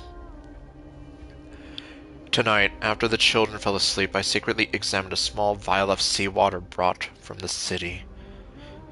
It was the last drop collected from the spirit water pool in Fagusa's temple before we left. In the moonlight, it displays a strange shimmer, as if something moves within it, unlike any ordinary water. The water's alive! By chance, I discovered that gently tapping the vial with my fingertip produces a peculiar sound, like distant lyre notes echoing. At that moment, I seemed to glimpse a mysterious woman standing upon the sea surface, sorrowfully playing a melody that no one could understand. I don't know if this was illusion or reality, but if such a being exists, one who can hear the sorrows of Styxians, then as we embark on this uncertain journey, please grant us a flicker of hope. Even if it's merely a beautiful dream, Akuma is now within reach. Taking one final glance back at my homeland, the beautiful scenery of old is nowhere to be seen. Only distorted masses of light and shadow undulating on the sea level, resembling foam heaped by waves before dawn, dissolving one by one to gradually reveal its cold and true nature. Ooh, this looks tragic. Do you think they made it to Akuma? I don't know! You would like to think that, right? Probably not. I've never seen or heard of anyone from Styxia and Akuma. Well, I guess that answers that question, so... They were so close. At least Dolos still has me left. Guess this city wasn't so lucky. Huh. No, it wasn't. It does seem unfair, doesn't it? Just because they were born in the wrong place, they had to face such... devastation. Meanwhile, those in Akuma, simply because they're supported by the world-bearing Titan, continue to survive. Yeah, the world just isn't fair, is it? Life is unfair. Speaking of the world-bearing Titan, Cypher, didn't you tell me once you used to be an apprentice at Kephalie's priestly court? Did she now? Huh. Did I? I don't know, did you? Yeah, you definitely told me, and I remember it clearly. Maybe it's been so long your memory's gotten a little fuzzy. Ah, right. I did tell you. It wasn't a big deal. I just snuck in with a bunch of mumbling priests and watched them do their spooky rituals around some glowing rock. Okay, that about tracks, and... Damn, why does her voice make me, like... send shudders down my spine, because, like, oh, well... Well, all I can say, well, I think I said it however many streams ago, but like, if her VA did ASMR, well. Honestly, I was only interested in the wallets of the old grandpas on the council back then. Don't remember much else. It's been what, nearly 1,000 years? Oh, I see. Were you in a priest robe? No, that's hard to picture. Who asked you to picture that? Besides, priest robes from 1,000 years ago were nothing like the ones today. Right. I didn't think about that. I was just curious if you ever overheard anything interesting from those priests. How ridiculous. Come on, let's head to the next spot. Alright. Well. Where did this roadblock come from? Ugh, this is so annoying. The treasure is right in front of us. Oh dear, we're stuck here. But I have a plan. Should we call on that big, noisy, cumbersome hand of Zagreus? Of Zagreus? I don't know. It almost sounded like he said it with like a southern twang there. Never thought that thing would actually come in handy. All right. Do you want to handle it? Leave it to me, boss. I don't need a controller. After all, you know. Really? Hand of Zagreus. My darling. Activate.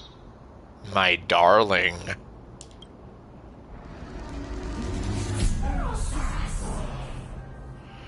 Okay. Oh, well. What happens if I punch it when they're there?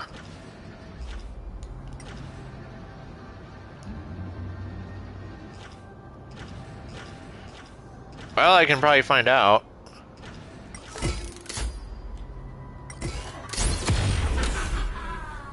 Looks like a charm. Self-criticism. Well. Not bad. However, I still don't see how this ties into trickery. Let's go to the next room. I guess good to know. They usually do seem to have achievements for, like, making things happen to the characters. Like, all the times I've managed to have something clunk sparkle on the head. Hey, slow down. That question you asked me earlier. I think I just remembered something. What did I ask? If the priest said anything useful. You know, that question. The one you specifically asked me. Right after we dug up the second chest. Forgive me, boss lady, but have you been under a lot of stress lately? I didn't ask anything. You must have imagined it. Oh. Is that so? Maybe you're right. I have been a little on edge lately. I need to relax. All right, let's move on to the next treasure trove.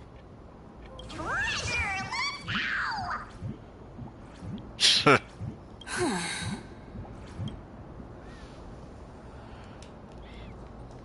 Twinkle, twinkle in my chest, how this core flame is the best. Wow, when it comes to singing, I still sound better than you, boss. Go beyond all time and space on the journey of flame chase.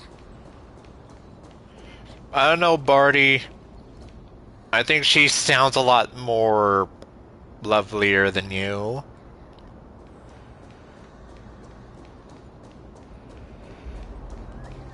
Okay, so what do we got here? Also, twinkle, twinkle in my chest. I don't know if you should be quite singing about that. giving them guys ideas, you know? But anyhow. What's here? This scent feels like something incredible is buried here. Okay, what do we got? Incredible indeed! If even Boss Lady says so, how could I not be excited? Do I need to give instructions here? Get digging. Yup. I'm not even gonna bother saying this. Oh yeah, there was one of those things, and I didn't bother with it because I was just like, I want to get through this place. I don't want to really worry too much. I'll come back later. Are we gonna have to deal with this now? Oh, isn't this a golden scapegoat? Interesting. Looks like whoever buried this treasure wanted to play a little game with us. Oh boy. Oh, isn't there a myth about this thing? Those who feared fire became sheep. Those who did not became human. You mean almost like in the game Catherine? Except not? Yep. I don't know. It just made me... For some reason, it made me think about that part of the game. The whole block puzzles and whatnot. Sheep, humans, whatever. All I know is unlocking this gets us treasure. Here, this honor is all yours. Oh, great. So I actually have to do this one. Puzzles and tricks are right up my alley. Just leave it to little old me. Yup, I have to.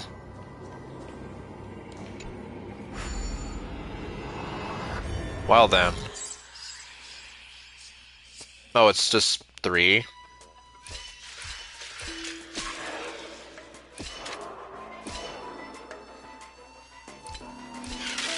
Yay!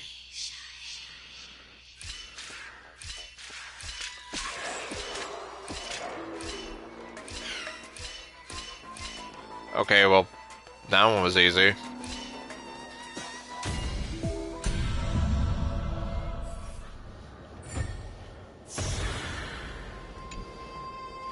Told you, nothing can stop me.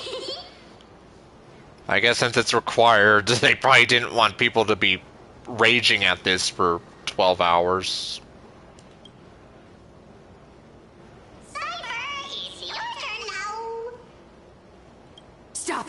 Stay there, and don't turn around. Huh? What? What do you mean? You just turned around. I told you, don't move.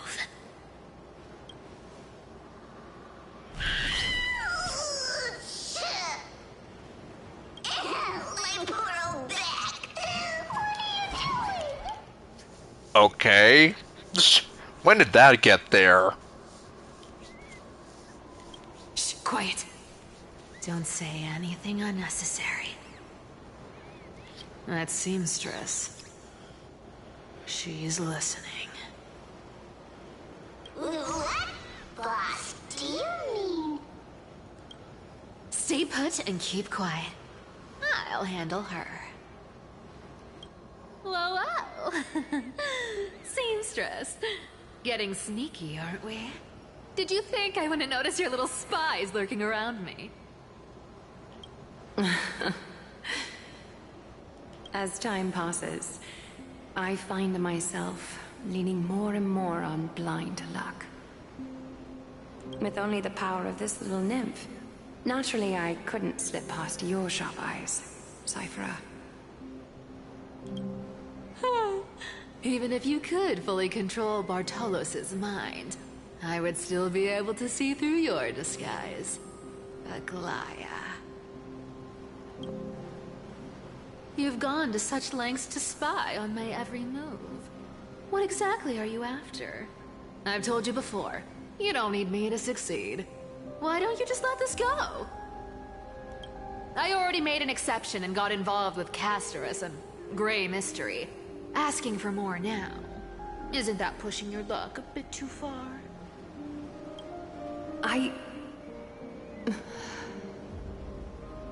I'm sorry, Cyphera. I've plotted and schemed my whole life. But I never could have predicted our relationship would end up like this. I've spent centuries trying to figure out where I went wrong, replaying every moment over and over. But you've never given me a chance to explain myself, face to face.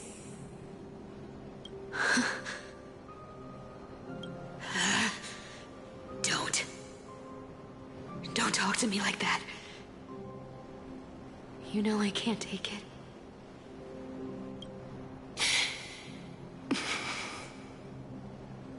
1,000 years ago, out of foolishness, I let my silence steal away the most beautiful sound I'd ever known.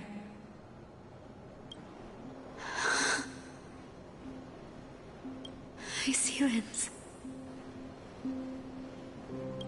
So this time, I must say this to you, even if it's all in vain.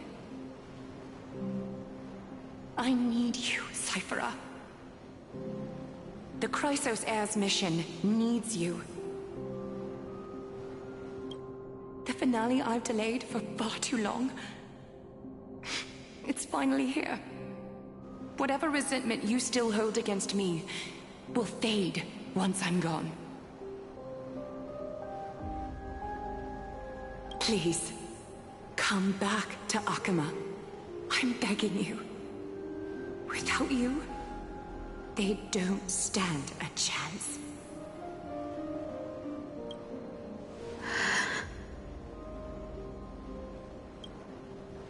I'll think about it, seamstress. But stop watching me. Unless you want to lose me for good. Don't worry. As much as I'd love to hear your voice again, to see your face, it seems that chance will never come. Goodbye, Cyphera.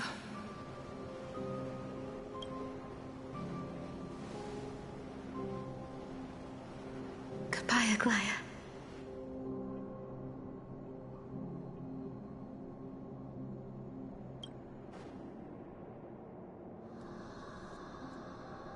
What a shame. I thought there'd be some real treasure under that goat's head.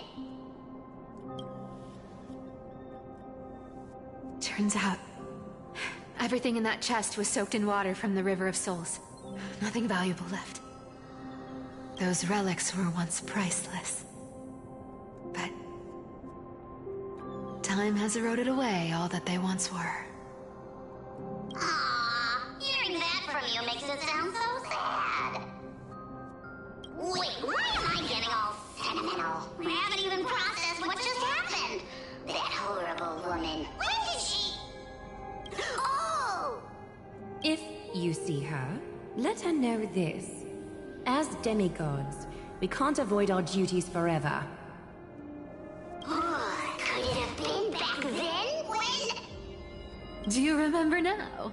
Looks like you don't need me to jog your memory. She must have slipped that nymph into your pocket while you were distracted. Don't underestimate that bug. It's every bit as dangerous as the seamstress's golden thread. Let your guard down for even a second, and it might take over. Make you spill secrets you'd never share otherwise. Whoa, that's like some brainwashing monster straight out of the Black Tide! Creepy. Boss, how did you realize something was wrong? I'm curious, what exactly did that nymph make me say? Actually, it gave itself away very early on. Speaking of the world-bearing titan, Cypher, didn't you tell me once you used to be an apprentice at Kefali's priestly court? So that was the tip, or the tip-off. I'm still kind of here like, Really? We've been partners in crime for 1,000 years. We've talked about everything there is to talk about. Except for that one experience at Dawncloud. I never told you about that.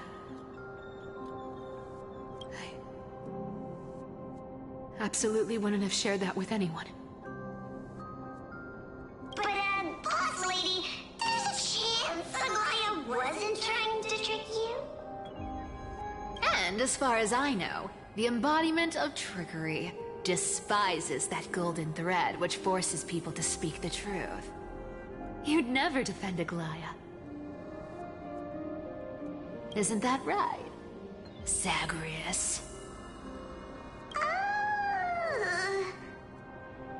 You have a terrifyingly sharp mind. After all, I'm the only one in the world who knows you're still alive. To make sure you survive the Titan trial, I had to fool the entire world. What a twist this is. If you want to keep that lie from falling apart, you'd better keep playing your part in the days ahead. I guess that also explains how he was able to use the hand without needing the control. Even if it weren't for saving my worthless little life, I'd still walk through fire for Cypher without hesitation. You may have been reduced to this form, but you still haven't lost your way with words. Speaking of which, Cypher, you're not taking that wicked woman's words to heart, are you? Life's been pretty great lately. Why get into trouble now? Don't you think? Yeah, obviously she's still thinking about it. Honestly, I've been thinking. Maybe a trip back now wouldn't be too bad. You're back again, Cyphera, your face. I need clothes. Anything. Just throw me something. A piece of cloth will do. Just enough to cover the wounds. I will pay back the amount I owe. I promise. You're bleeding golden blood. Yes, what about it? So what if I'm one of those Chrysosairs they talk about? Those infinitely strong heroes, world-renowned swordsmen, exceptionally intelligent scholars. Cyphera. Oh, I'm sorry to disappoint. Who knew that group of amazing people would include me? A pauper, thief, con artist. Maybe I should just make another cut to drain all this yellow stuff out of me and... Stop it, Cyphera. I'll give you clothes, warm you up, and stay here. Stay in my workshop until you're healed. Aren't you going to ask me how I got these wounds?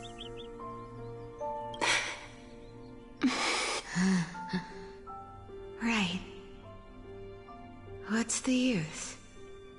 I'm so good at lying. Even your golden thread can be fooled. If you can't verify the truth, why bother asking at all? Even though I did technically button press too soon.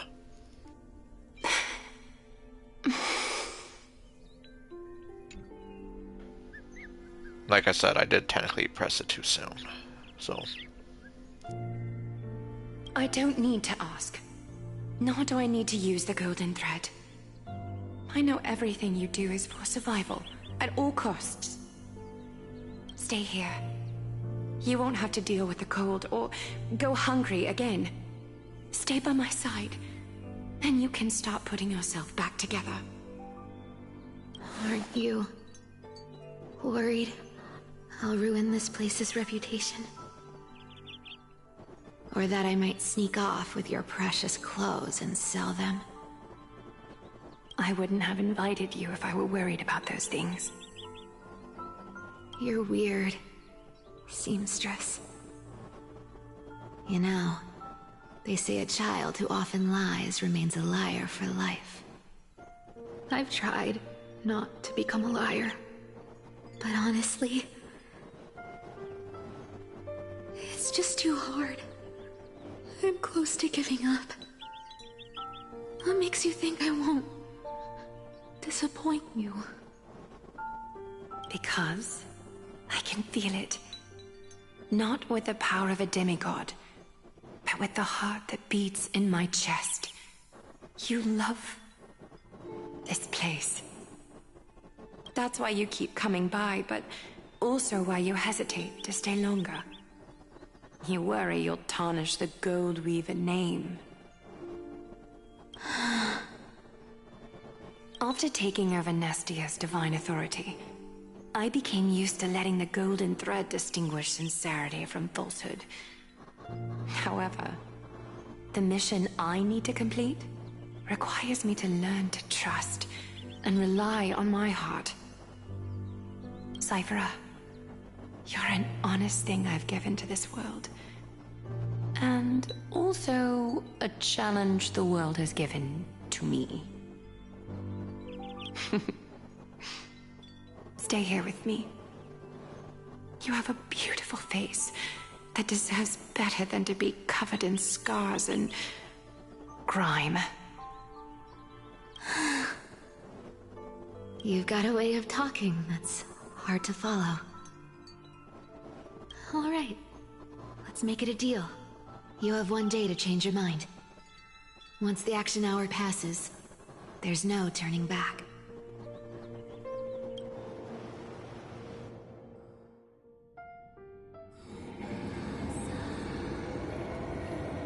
These folks in black.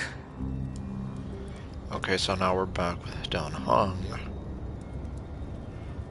I guess we're gonna see what happened to him. Are not responding to provocations, nor do they seem intent on fighting. What exactly are they waiting for?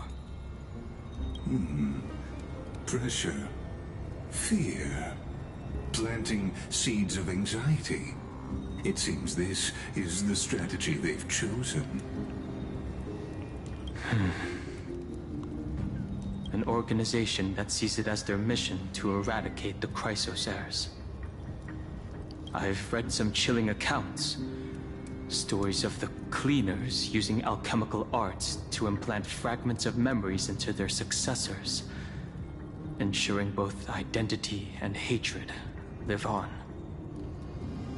From what I know, these stories are true. The kindness we know today, strictly speaking, is the 27th kindness. Oh, jeez. That's a very disturbing thought. Objectively, the rise of the cleaners was both inevitable and necessary. Yet, their ruthless and twisted methods earned them nothing but disdain and condemnation from history. And still they endure. An organization persisting through time, now working tirelessly to obstruct the flame chase. Are they truly so terrified of the Aranova the Chrysos heirs strive for? Even in these crumbling end times, there are always those who find ways to profit from the chaos. To ask the vested interests to abandon their status, wealth, and ambitions in this world for a distant ideal may be no easier than creating a miracle. I wonder where he is now. If they're targeting me, he definitely won't escape their notice either. I hope all is well. Well, he definitely got that right.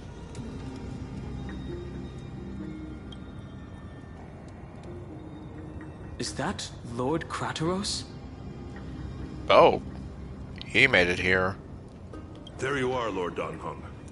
We couldn't reach you on the teleslate, so the Holy City Guard almost assumed you two had met some terrible fate.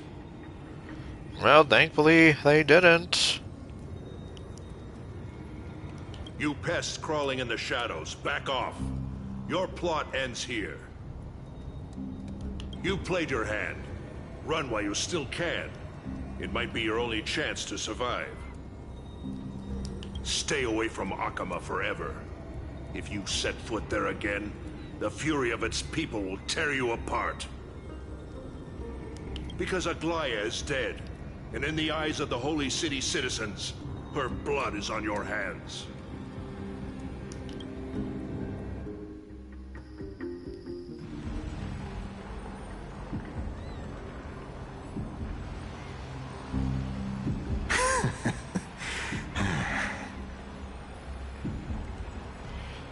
Well, that's a bit to process. Well. I guess we'll see for ourselves the aftermath, but... Looks like she was wrong about you. She? Are you talking about the mastermind behind all of this? Kindness. Well, she thought you were weak. She believed that even when you were facing the evil that you claimed to oppose, you'd hesitate to strike. Misinterpreting mercy for weakness shows how arrogant and foolish your master is. They're still alive. With proper care, they'll pull through in a few days. But I must warn you, I haven't fought a human in ages. I can't guarantee I'll always be able to hold back. They're lucky they're still alive. If you feel as lucky as they are, try me. Okay, we can either be like, bro, you sound so cool, or bro, you sound kind of scary, which is kind of what I'm feeling like. Yeah, he is not someone you want to mess with.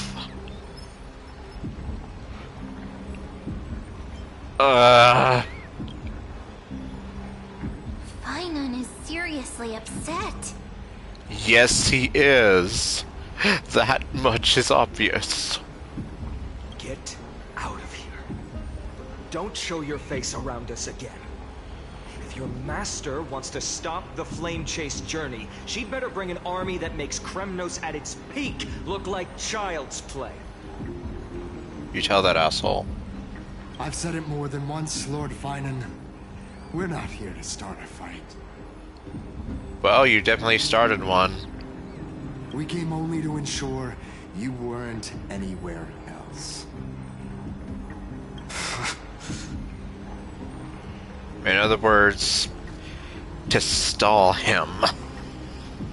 While you were unaware, we already accomplished our mission. To buy time. Yup. So, Lord Finan, until next time.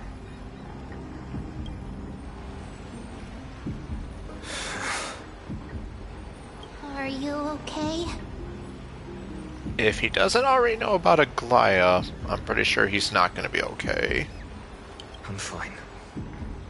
Anyone who uses innocent lives as bargaining chips has gone too far. But they were after the Chrysosairs. Do they think they have a chance? I guess the opposition within the Council of Elders is still desperately fighting to obstruct the Flame Chase. If the conspiracy is exposed, they'll be hunted down in the Holy City like rats with nowhere to run, no matter where they hide. My teleslate. Uh-oh. Here we go.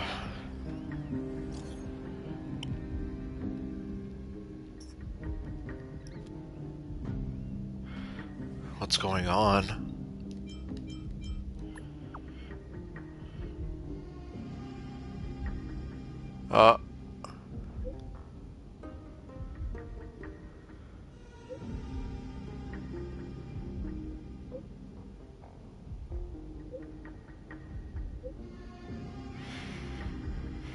Whew.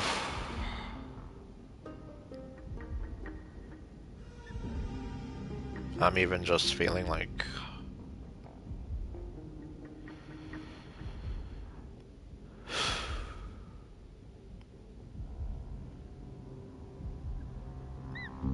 I really was hoping nothing would happen to her. Aglaya, is this... I don't even know. Blasted! Those guys... It must be a lie. Was it those guys doing? But how could they possibly... Stay calm. This could just be one of her schemes. I won't believe it until I see it for myself. I guess we'll have to see it then. Finon, what should we do now? I mean... Well, Hyacinth even said to hurry back. Stay on course. I'll contact Treeby and ask her to keep the citizens calm. We'll hurry back to Akima as fast as possible and assess the situation in the city. If we run into any enemies along the way, I won't be merciful this time. Yeah, show no mercy.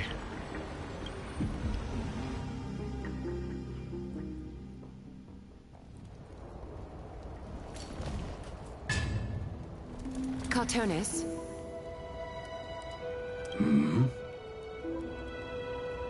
Oh, you're forging a sword for Finon, aren't you?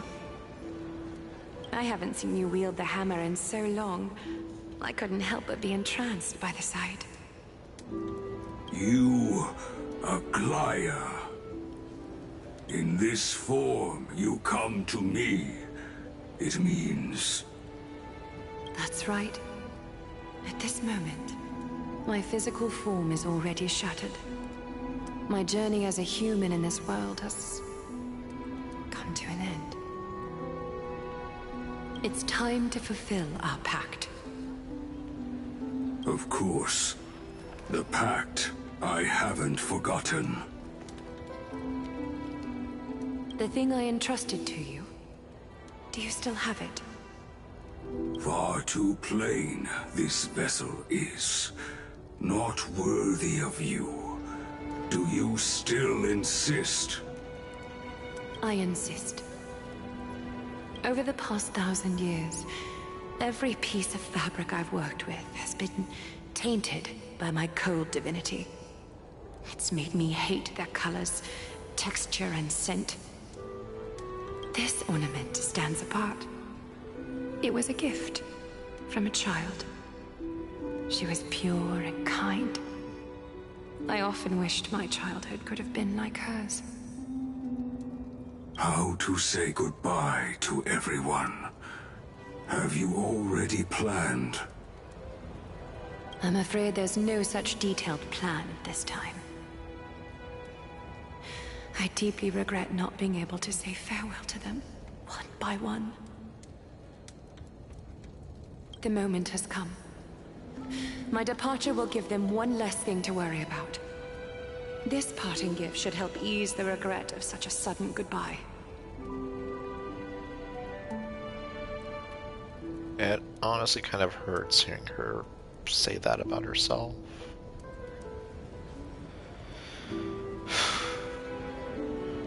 Yeah, I guess if I'm not talking a whole lot, well, you can kind of guess why.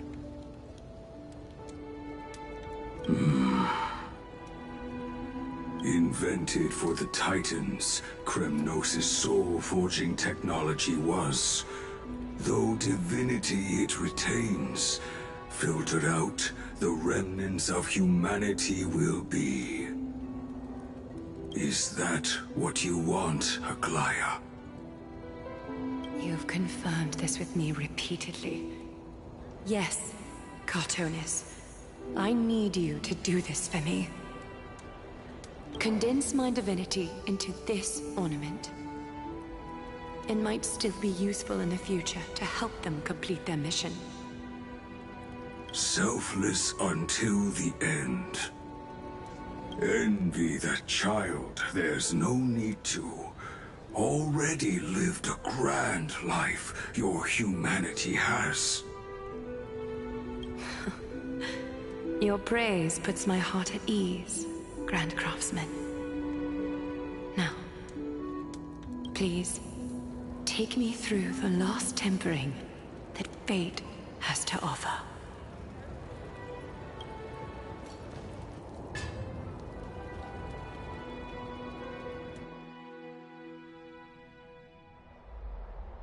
And the city is silent, and tension is building with every passing second. The news is probably spread by now. Every household is locked up tight, and all the market stalls have closed down temporarily.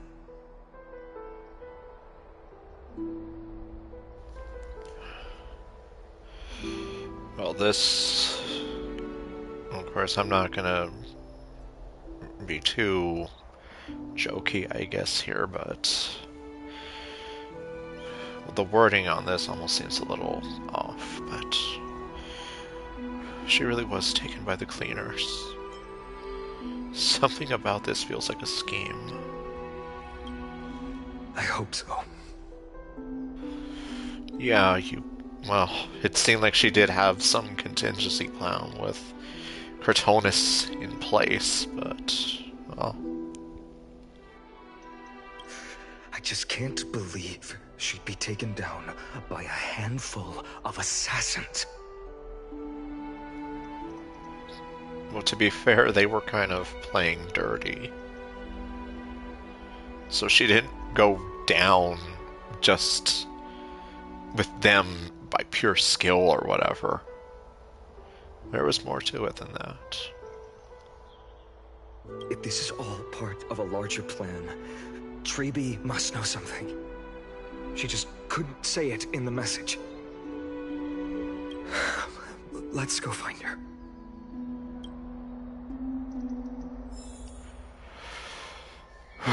Right. And yep, we're back to being the trailblazer.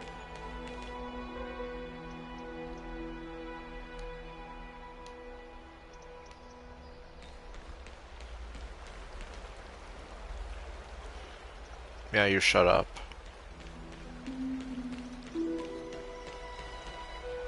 Let me guess. Oh, you're not gonna stop me. Okay.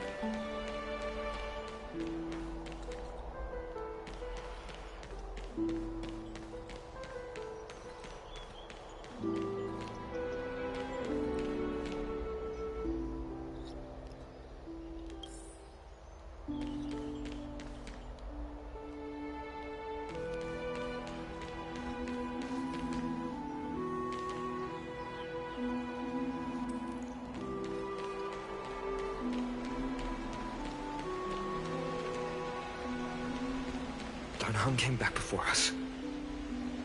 Well, maybe he's heard something.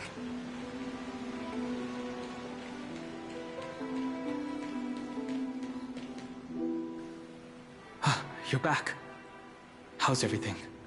No injuries, I hope? Don't worry. The cleaners didn't lay a hand on us. Yeah, no. Finon literally mopped the floor with them. Pun partially intended. Lord Kratos, were you in the city when it happened? What exactly went down? Regrettably, no one knows the details of that moment. Eyewitnesses only saw... Oh god, they actually saw her. It's fine. Just tell me. Eyewitnesses at the Memorial Palace saw Aglaia fall from the Chrysos airbath. Oh, gods. She showed no signs of life by the time the Holy City Guards approached to check. They were too afraid to jump to conclusions. After all, she was a demigod who lived for over 1,000 years, the leader of the Chrysos heirs. Most citizens of the city believed that death couldn't touch her. She was pierced through the heart by a uniquely crafted dagger. I saw it for myself. It's one of the weapons carried by the cleaners. Why didn't they go after us? She really was assassinated. No, that doesn't make sense. The ones who appeared in the Grove and those who confronted Dan Heng in the Abyss didn't immediately resort to violence. They were just watching and trying to intimidate. They didn't have any reason nor the courage to attack Aglaya. Perhaps... Speculating blindly won't help. Let's go find Lady Treby, as she understands Aglaya's mind best. I'll stay here to lead the guards and maintain order. Find out what happened, but don't take too long. With Aglaya gone, someone has to take her place and lead Akama. Also, Miss Hyacinth was the one who declared Aglaya dead. You might want to speak with her. Thank you, Lord Crateros.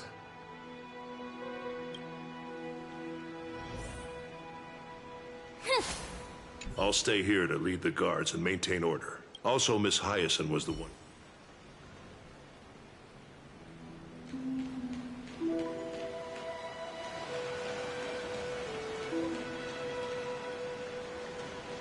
The baths are empty.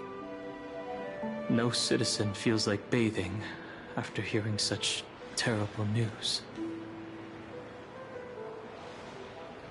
And I imagine it's worse for the people that actually saw it. So I doubt anyone would want to be here now.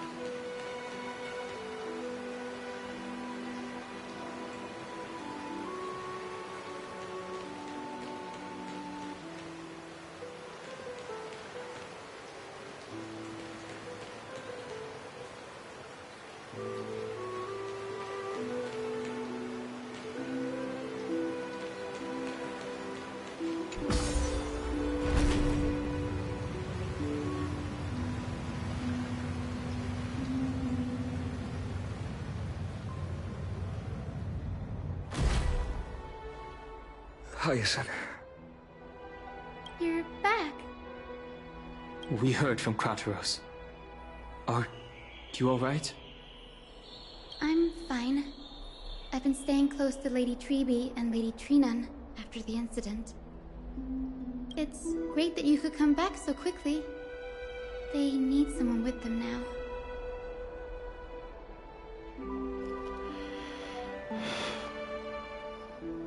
How are the two of them holding up?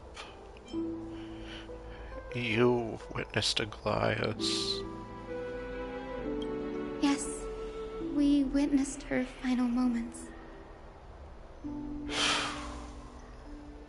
I tried to treat her immediately, but even the sky's blessings. Well, you did all that you could. Declaring her death was the hardest thing I've ever had to do as a doctor. Not that I can blame her.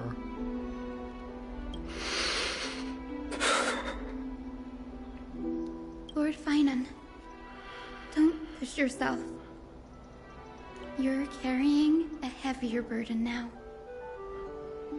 Please, don't fall. It's fine.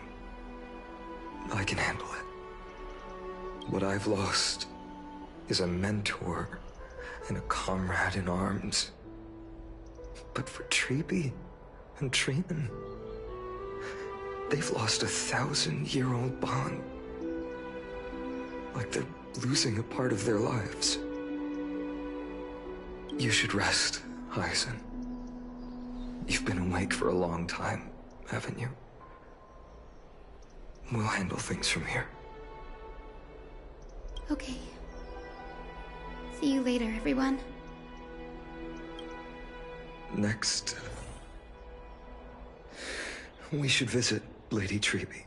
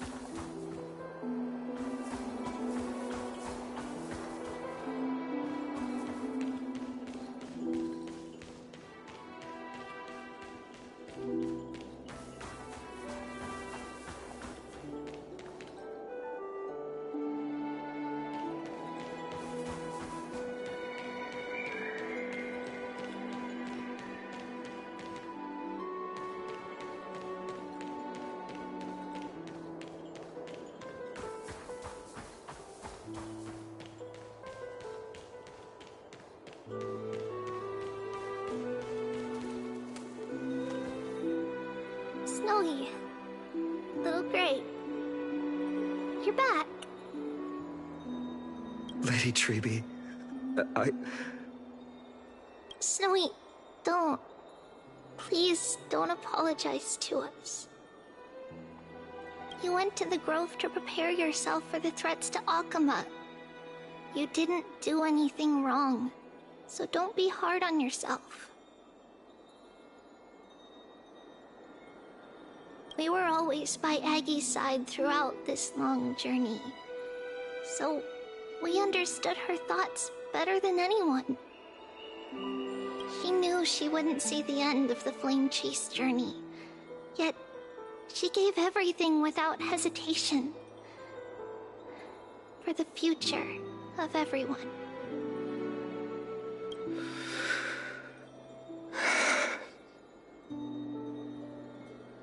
I know what Aglaya expected of me. Right now, the last thing Akama needs is a leader wallowing in self-pity. The scroll over there was entrusted to us by Aggie. She instructed us to hand it over to you when the time was right. I think now's the right time.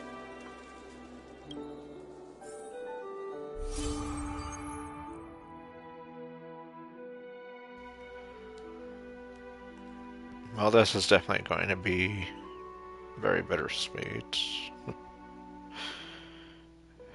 It's like I've been kind of putting off doing some of the recollections here for the book.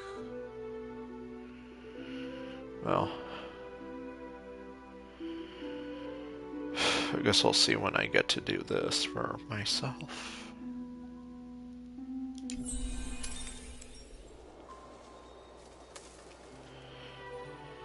Okay, we have the scroll there.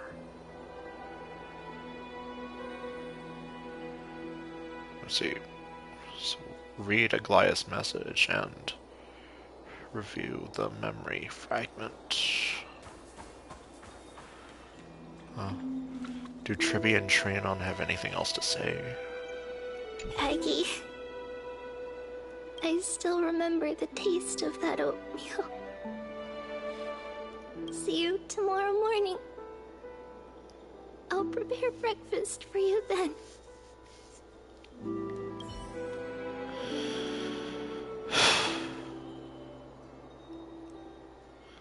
I don't think you need me to say that this is depressing.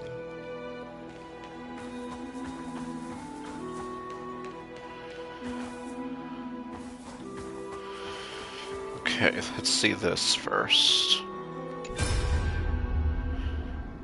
What do we have here?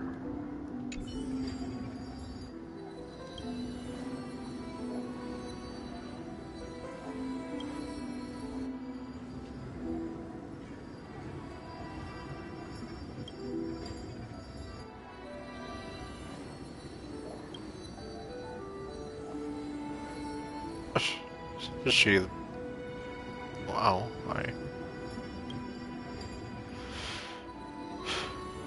She's literally here thinking that...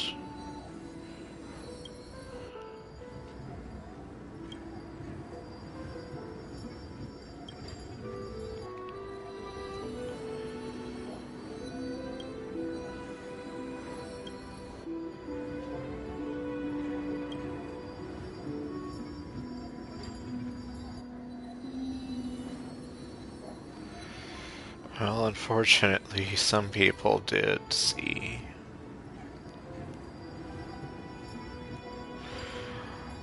And unfortunately, it wasn't very quiet or gentle from the sound of it.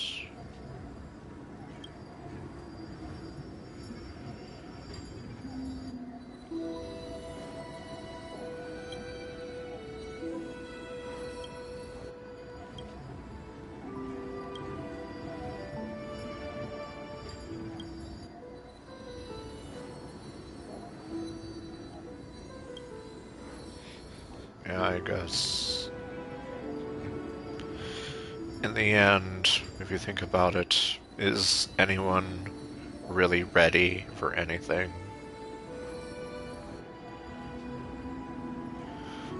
Sometimes you have something thrusted upon you when you least expect it, so...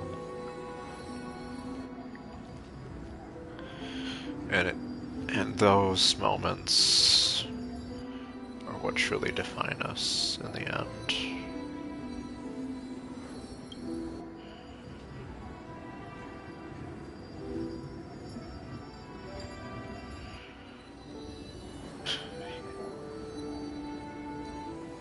Yeah, pretty much.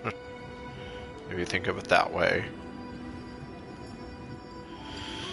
You can't wait until everything looks like it's literally smooth sailing. Sometimes you have to set out and you have to weather the storm.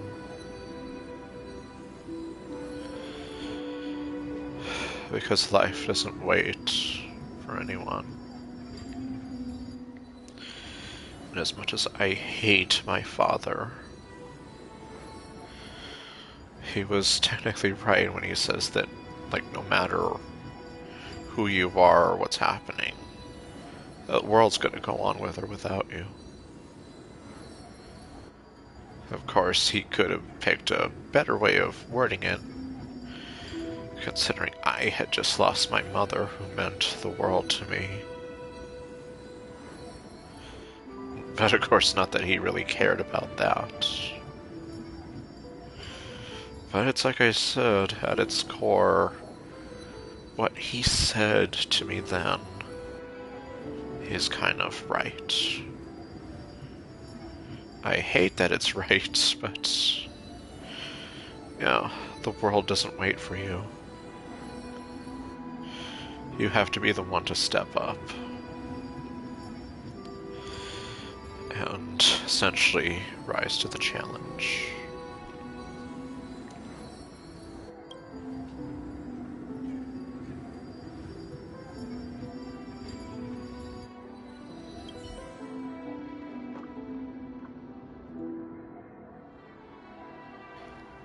Okay, well, I guess nothing left to do except for seeing this final message. Finan, my humble student, my trusted colleague. As I write this, you are locked in a battle of words with the Council of Elders, fighting for the survival of the flame-chased journey on a battlefield where the smoke of war is invisible.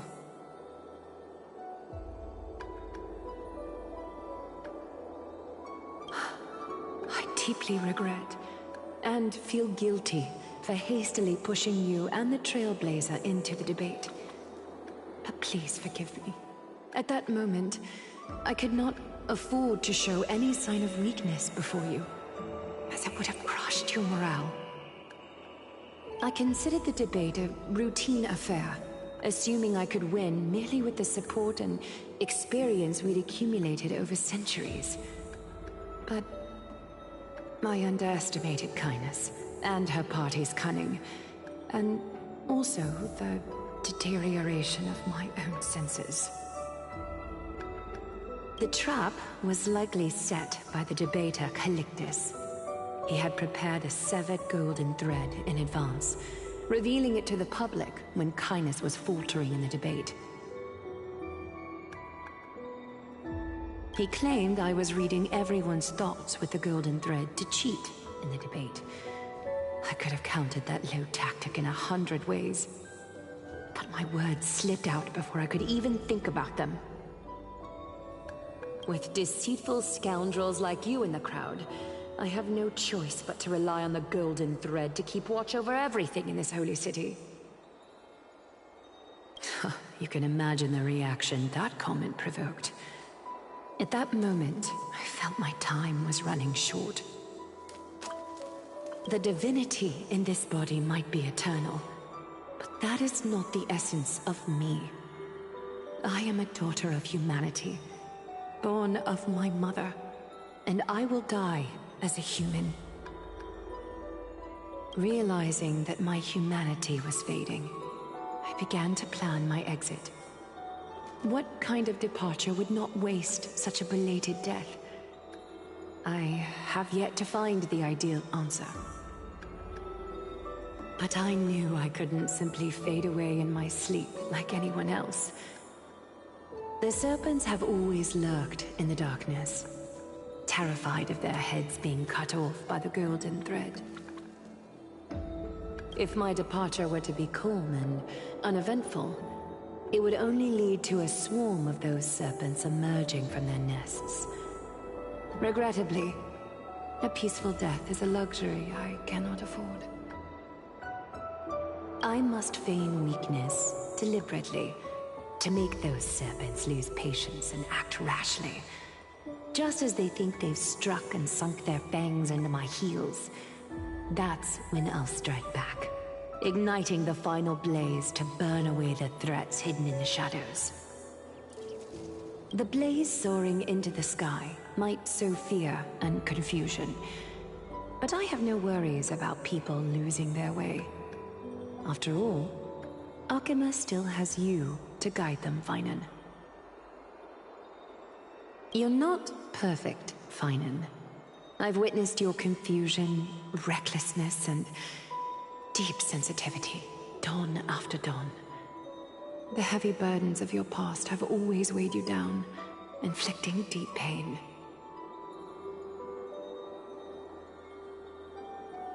Yet, in your way, you are perfect.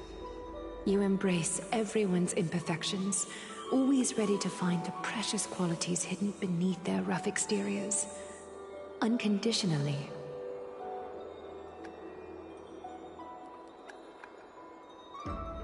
That might be what sets our Sky Father Kefili apart from other deities. They recognize the imperfections in their creations, yet still choose to shine their light on them, offering protection with unconditional love. Finan, while you zealously pursued strife, believing it to be your destined path, From the very beginning, my thoughts have never changed. You are the destined world-bearer of Amphorius, the gate to Amphorius's future. Go, complete the flame-chased journey of the prophecy, ignite the stars, and inspire hope in the hearts of humanity.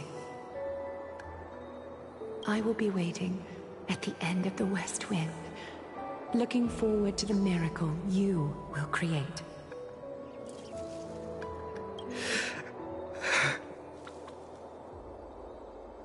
Aglaya, how could I possibly be worthy of the burning torch you've passed into my hands?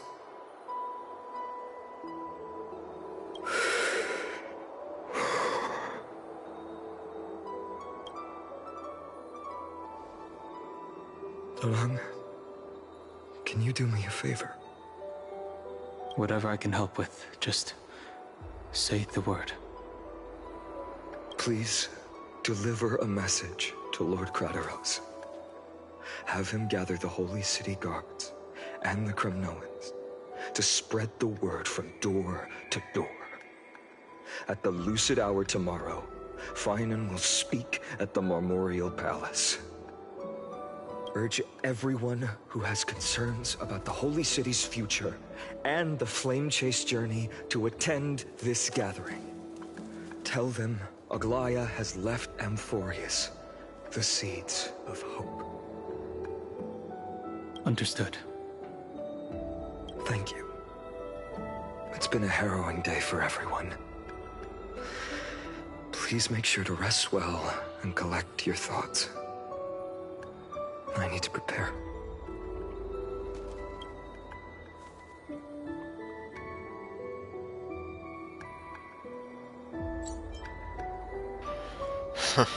Finon. Cartonus has arrived. Cartonus? What brings you to Marmorial Palace? I plan to get everything settled before coming to see you. Is there something urgent, Cartonus? How are you holding up, I wanted to see. Better than I expected, you seem. Obviously, Finon is still hurting inside, but, well... There's no room for doubt anymore. It's time to take action and show everyone that the leadership of the Chrysos heirs is still strong. Right, your assessment is. Now, here. Take this. Is this it? You've completed it. Dawnmaker. The name I've chosen for it. Before dawn, prepare for battle. For tomorrow, wield your sword. Befits your stature, it does. Chrysos heir. Dawnmaker. For the dawn of a new day. Or... I guess the dawn of a new age, so to say. Unbelievable. You've never seen that black-clad swordmaster. You've recreated this so precisely, just from what I described. Precise, your description. Imbued it with the power of dawn I already have. Guided by your will, gleam with golden flames, its blade will. Wield it, may triumph always be yours. Thank you, Cartonus. I will use this sword to protect the beings of Amphorius. Another thing there is. What's this? Stored here, the remnants of Aglaya's divinity are.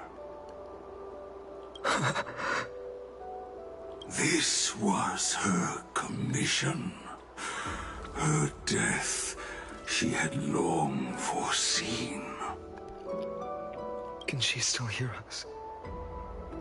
It's difficult to confirm. About divinity, we know very little. In this way, she wanted to be with you. Always. I understand. Let me keep it. With this, I'll have another constant companion by my side.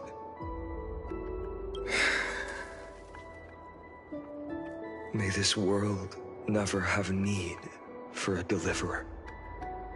Someone told me long ago. But when the world dashed her hopes and fell into disarray,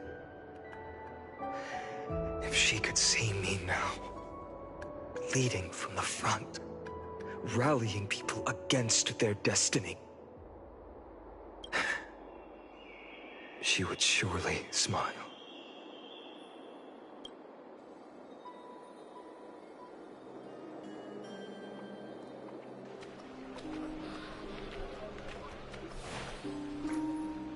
How will the Holy City continue without Lady Goldweaver?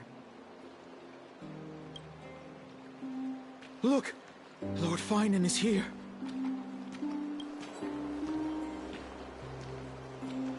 Will he step up to lead Akama?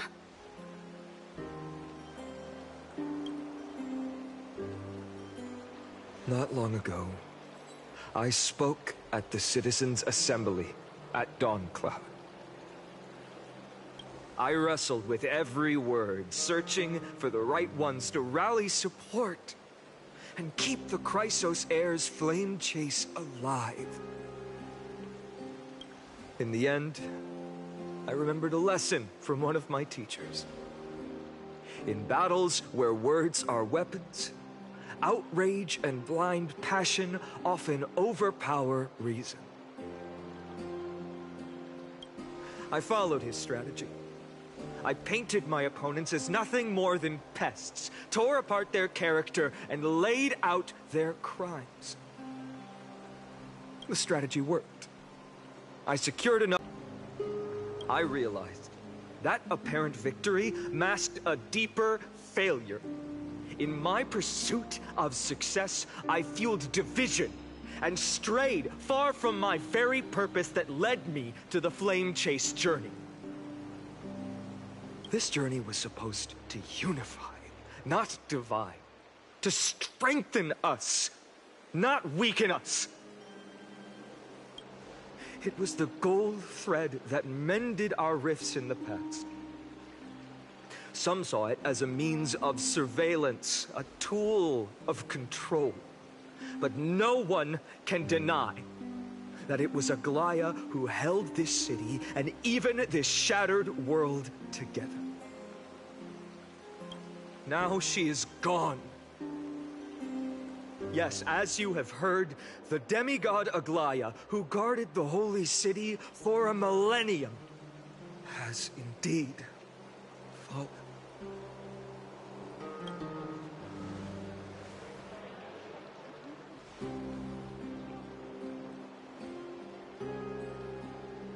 Who murdered Lady Goldweaver? Find the murderer! Make them pay!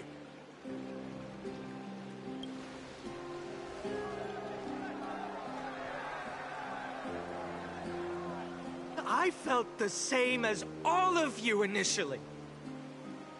I wanted to stand here beside you, to condemn the sinners, to discuss retribution, and to see justice brought down upon them.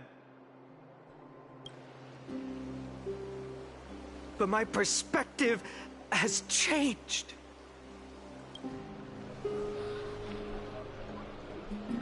The golden threads that once bound this city have unraveled. Yet no one is celebrating their freedom from control. In the empty markets and bath chambers, one feeling lingers. unease. Deep down, we all know the last safeguard against the harm we may do to each other is gone. No divine power will protect us from the malice in our hearts. From now on, only the moral code we choose to uphold for ourselves will stand between us and the abyss. Finon has a way with words. That he does. Be quiet and listen carefully. There's something special about a man of letters. Oh my, orderly. If it were me up there, I could do it too. Yeah, right. Especially with some of the answer choices they give me, and the ones that I choose for you, I don't think so. Well, since I don't want to ruin the moment any more than I already have, I guess I'll go with this one.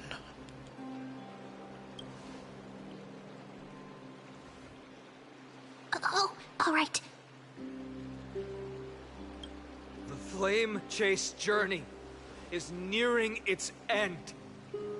With only one Titan left for the Chrysos heirs to conquer. Aquila!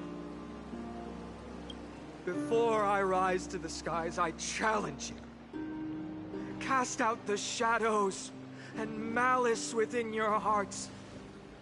Let your spirit shine brighter than the sky itself. Let me bear witness.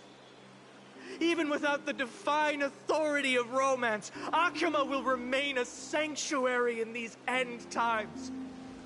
A place for the kind people Aglaya dreamed of. The kind of people foretold in prophecy. A better people! Better people!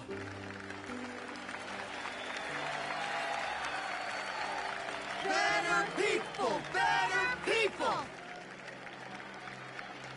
Better people! Better people! Better people!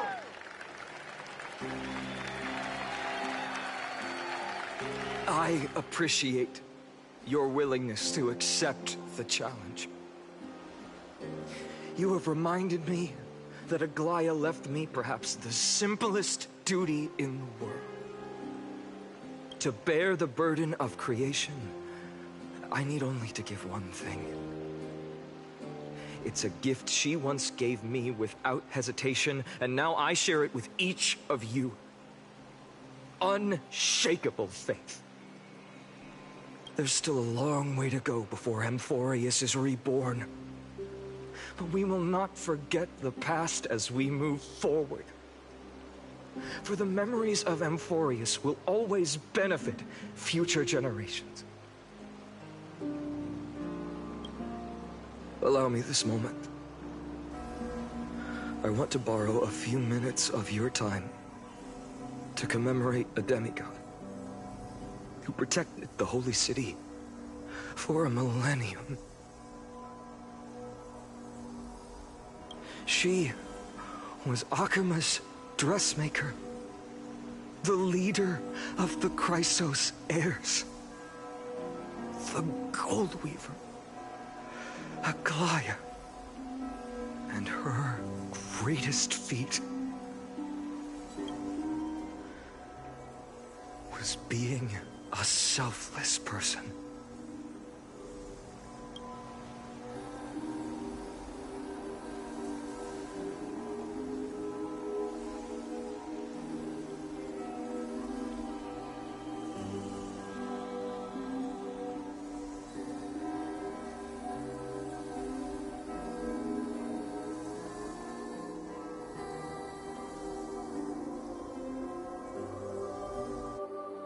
That singing sounds so familiar.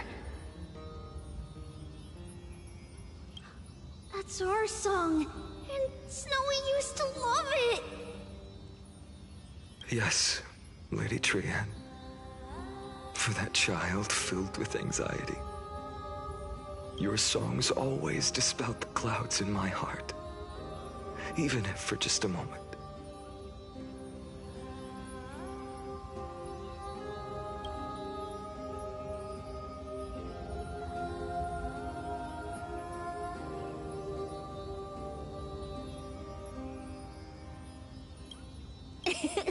Snowy was so cute and kind when he was little.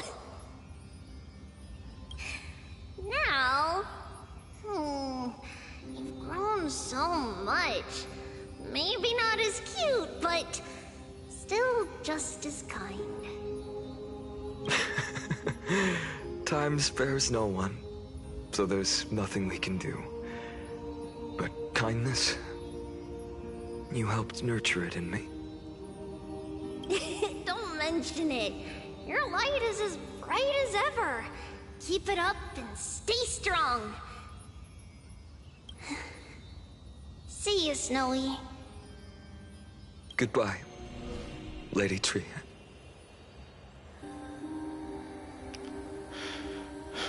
I see what they're doing. So they have pretty much those that we've lost along this journey kind of here. And I guess in a sense, it's like Phaidon is kind of saying goodbye to them.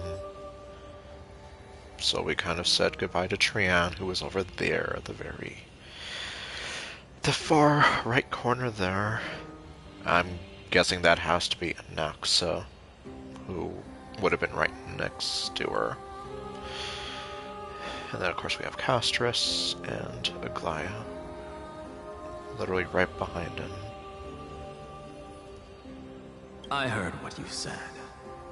Are you suggesting the debate tactics I've taught you are nothing but sleight of hand? Not at all, Professor Anaxa. Honestly, without those techniques you taught me, the Flame Chase journey might not have survived. Good thing your head's still clear. The Chrysos heir of Kefali. I had no idea you had it in you while I was drilling those formulas in your head in class. Who could have thought, Professor? By the way, I've completely forgotten those formulas now. Pretty much happens to all of us. Does anyone really remember all those mathematical formulas they teach you in high school and even in college in the end? Unless you're really using them in whatever the hell you end up doing. Yeah, I doubt it. Some things never change. In our next lives, I'll teach you how to truly embrace your divine duties. I'll be waiting. Goodbye, Professor Anaxa. Miss Castros? Aren't you going to say something?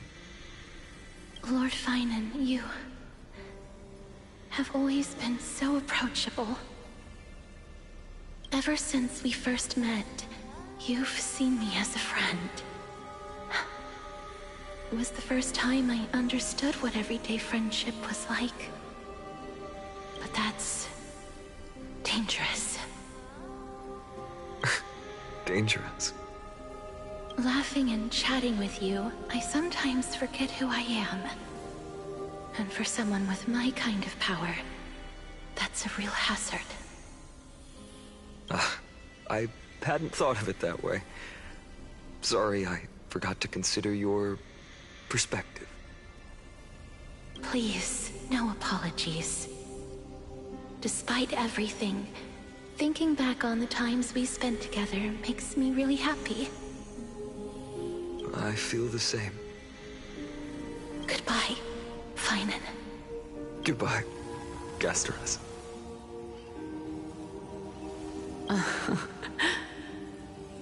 Aglaya.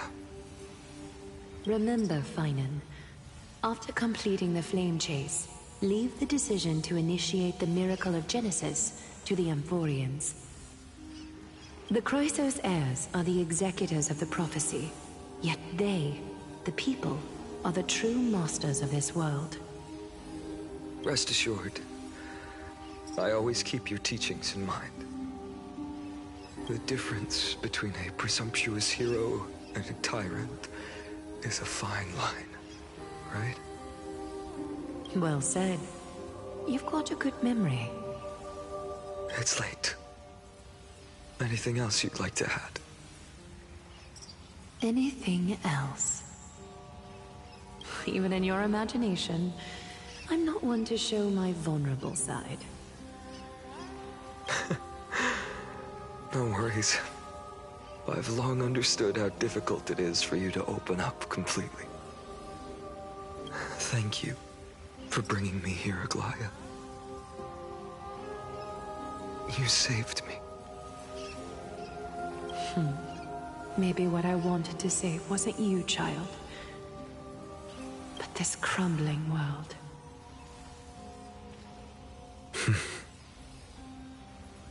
Goodbye, Finan. Goodbye, Aglaya.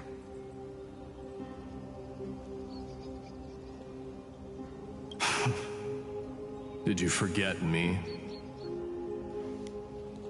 Why don't they have you in here? I didn't forget you, but why didn't they weren't nice enough to include you here? Forget you. Like I'd ever. It's like, okay, now they remembered you. Jeez. I mean, it's like, well, he's not dead, but it's like, yeah. Like, come on. We aren't parting ways forever. You're just off to guard the gates at Castrum Kremnos. Let's not make this a tearful farewell.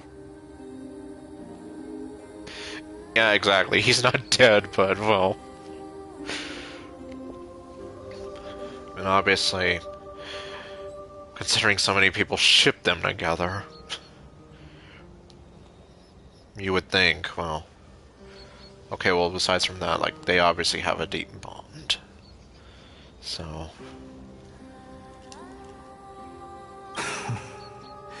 You know just how to make a person uncomfortable. I have a feeling we'll meet again in this lifetime. Let's have another showdown then. Deliver. That's very confident of you.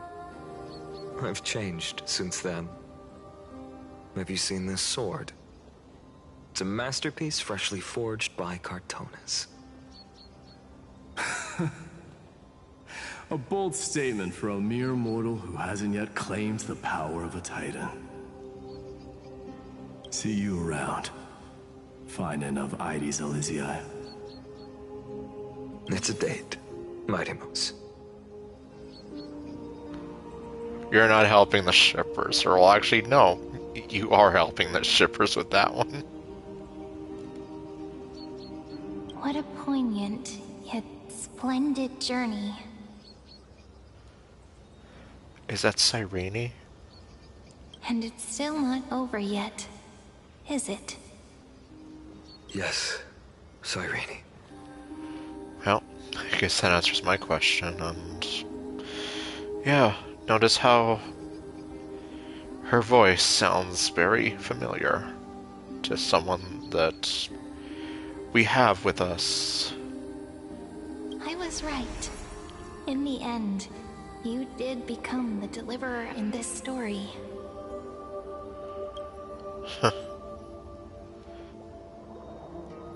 So then she was the one that came up with the whole deliverer moniker for him.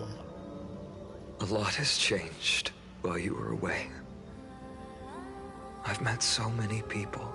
I've tried so many things.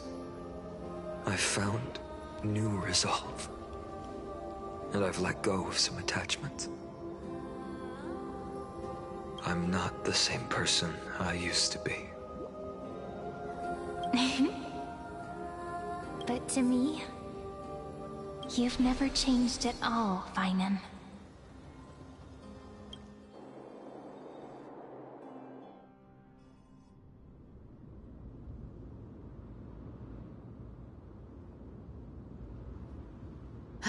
Dawn Cloud. This place holds so many different kinds of memories. And I guess look who finally came back. I remember you could see the Gold Weaver sign from here, all the way down the mountain. But my eyes aren't what they used to be 1,000 years ago.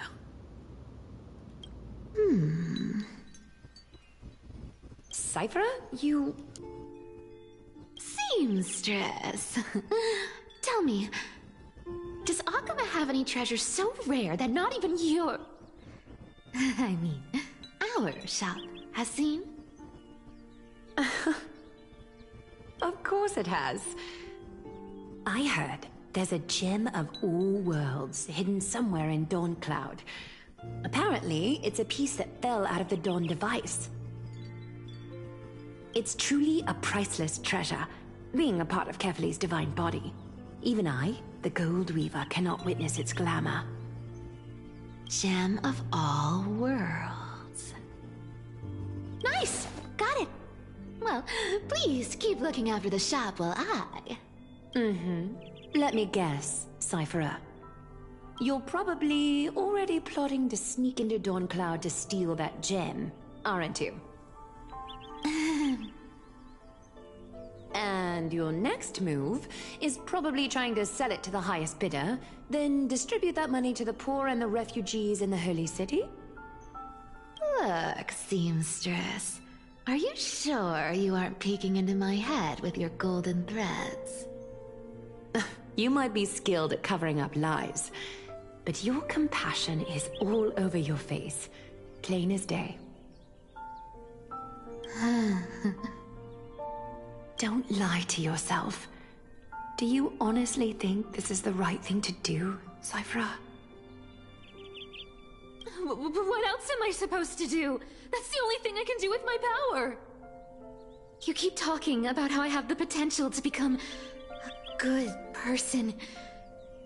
Or even what people call a hero.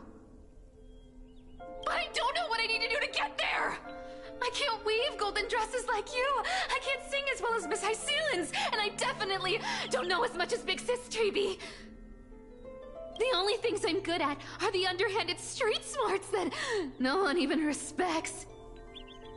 But I still want to be worthy of you. I want to prove that you've made the right choice. Even thieves can dream. Right?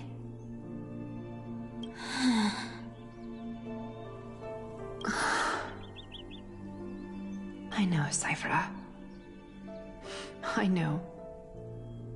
You are justified in your anger. Destiny is never fair. And your path is doomed to be even worse than everyone else's. You are fated to walk in the dark and bear the world's misunderstanding in this journey. But you have to believe that everyone in this world is unique in their own way. I am convinced that you're the only one who can bear the authority of trickery, even if you have to contend with the legendary 300 master thieves of Dolos. Aglaya. I just want everyone to believe that the world is beautiful, and that everyone is simple and kind. If only I could get everyone to believe that. Would that lie become reality? If enough people believed in it, even though it's a lie. Lies will always be lies, Cyphera. But sometimes they can be more noble than the truth.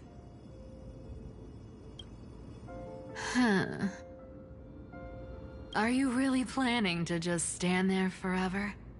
Honestly, sneaking around doesn't suit you, Deliverer. I never thought I could slip past your sharp ears, Miss Cypher. I just didn't think it'd be right to interrupt when you're obviously lost in thoughts.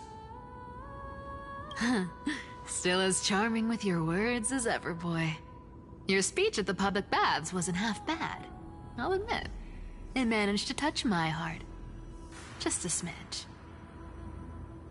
Thank you. I had a feeling back then that you were in the audience. Intuition certainly is a thing of wonder.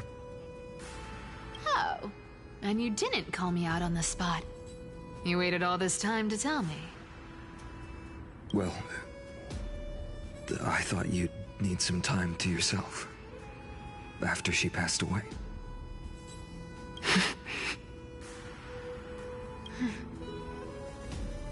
None of your business.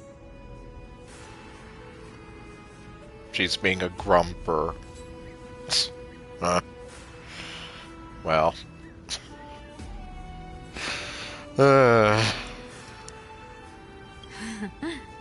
Enough small talk. Tell me, what kind of trouble did you run into that you need me, the super old-timer, to step in?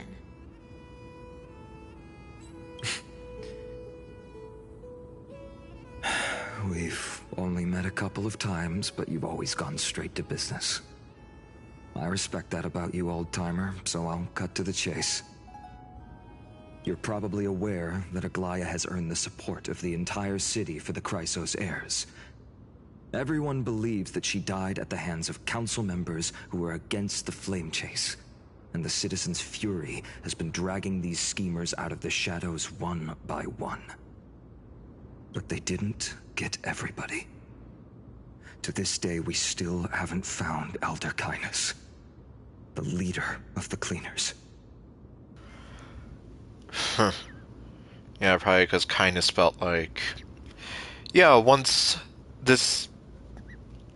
all hell breaks loose, yeah, they're gonna come after me, so I better hide. Yeah, she would be stupid to even think about trying to show her face again, right? Especially being the leader of the cleaners. So then I guess, yeah, she wasn't just in cahoots with them, she was the leader of the whole thing. Why am I not surprised? Ah, I see. You're afraid she'll do something wild now that she's pushed into a corner, aren't you? At this point, it's not like she's got anything left to lose, right? Yes. I believe that Kefali's core flame, forever enshrined above the council theater, would be the opposition's final trump card against the Chrysos heirs. We're setting out to campaign against Aquila in a few days. With the Chrysos heirs gone, it'll be their best chance to strike.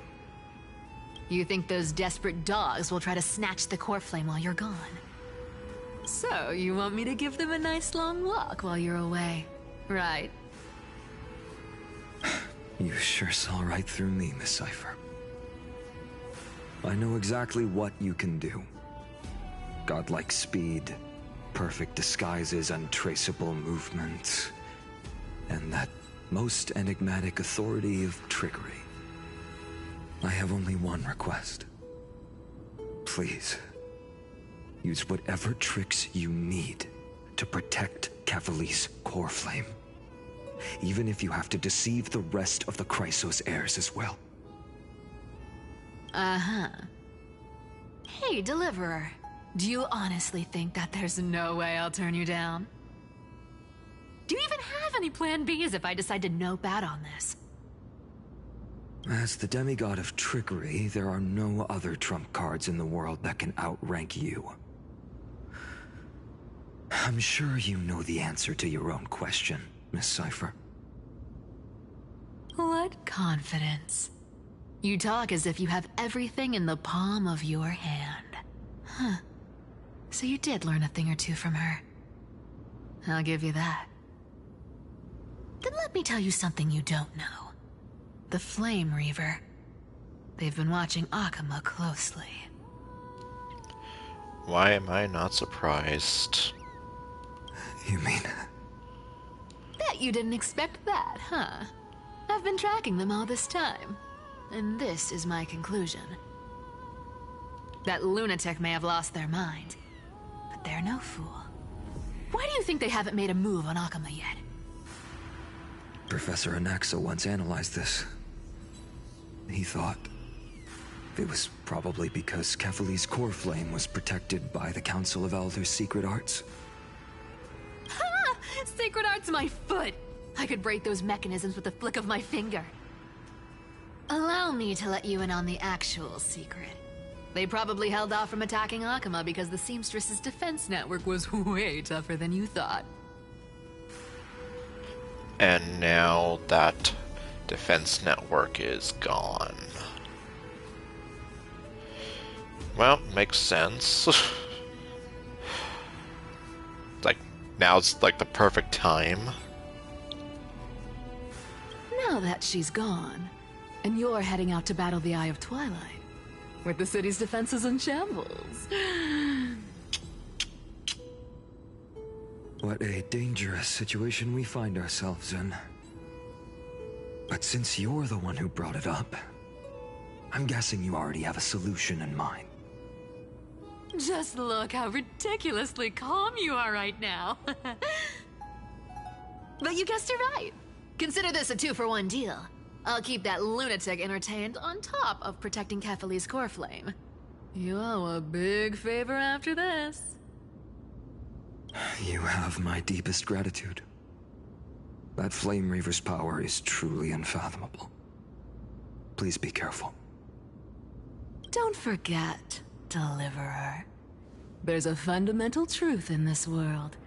Cyphera will always get the last laugh. No need to worry for a demigod. I'll do my job, so you need to make sure you don't die before you pay me.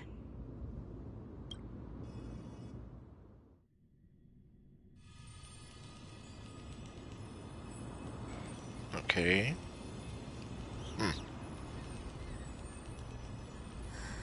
I'm back. We're just jumping around to all sorts of places today. I've been trying to stay away from here since the Black Tide destroyed the grove. And through that, stay away from the memories that might make me sad. But the wind keeps pulling me back. Maybe that's the Twilight Courtyard's duty, after all. I know, little Ika. I know. I too miss the days when we all studied together. But we have an even more important mission this time round. Lord Finan has already set the date to campaign against Aquila. Being a descendant of the Sky People,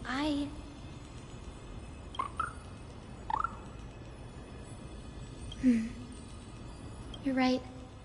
At least I can still afford to get lost in thought once in a while. Oh, ancestors. Please wait for just a bit longer. The time I spent in the grove deserves some reminiscence.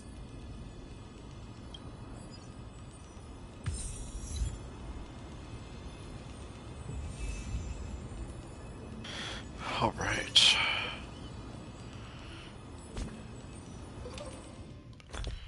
I keep doing that. Okay, well, I already have my... Well... I guess in this case... There.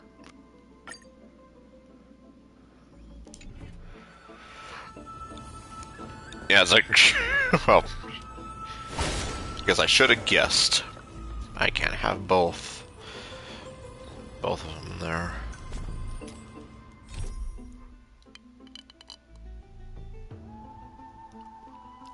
Except now... Oh, jeez.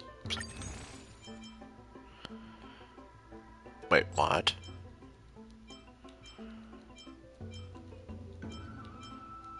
Oh, here it is.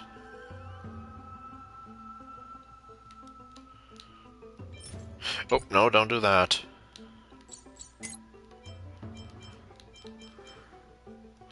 Although, let me see.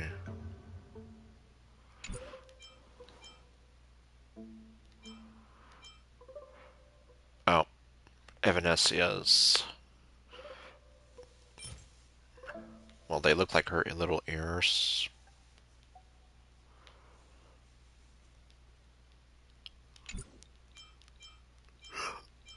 Okay. Yeah, because I was here like...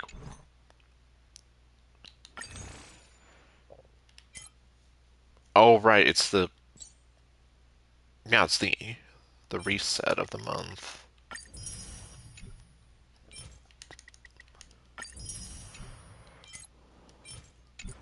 Oh, I don't have any of that. Complainer.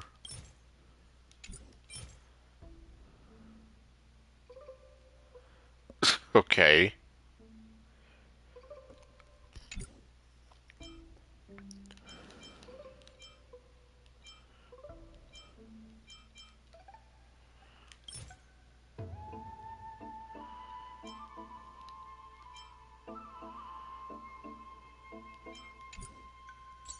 Well, I guess I haven't been there yet.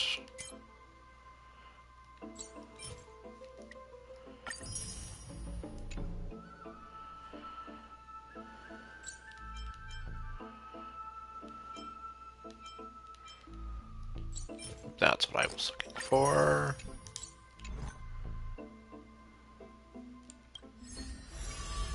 Let me see. Mortinek's Blade Gift. After obtaining Mortinek's Blade from the character Warp, you can receive the brand new Trailblaze outfit piece. Okay.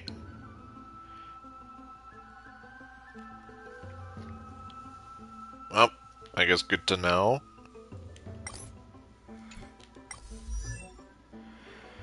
Karmic Fire of the Distant Shore.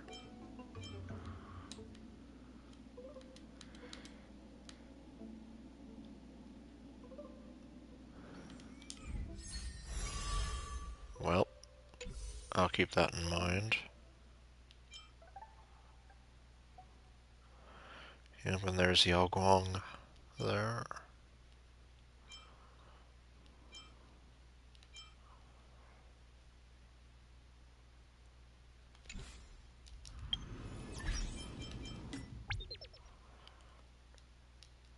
Huh. Okay. Interesting. Oh, no, not that. Let me see here. What do we got? Silence at dawn. Mourn the perishing of a great mortal. Listen to Finon's speech.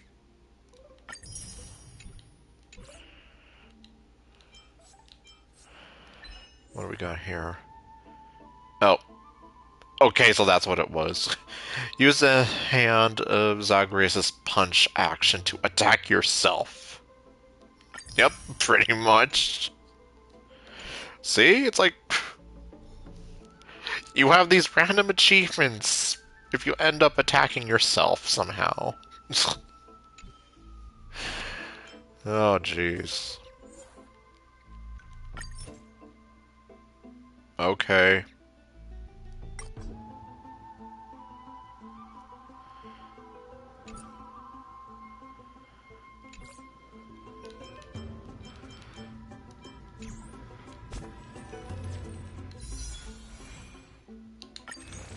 Well, I guess... Oh, wait. Nope. Nah. I meant to do this. Well, I guess I can technically do this.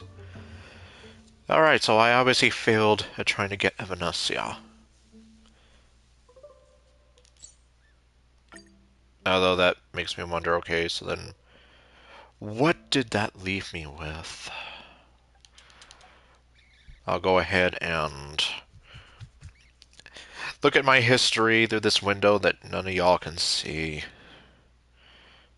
Oh, that's right, well, not a big deal, but I also got an extra copy of Sushang. 5, 10, 15, 20, 25, 30, 31, 32. So I went in there with 32 pity after getting Silver Wolf 999. Well,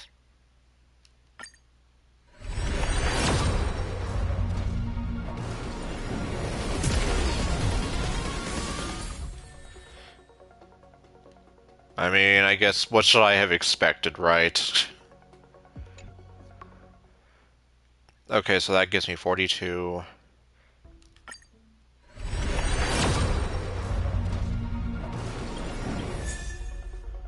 Okay, I got Foxy Mama. Hey there, Foxy Mama. Well, I'm sorry. Well, sorry, not sorry. I will never get over the crush I had on her.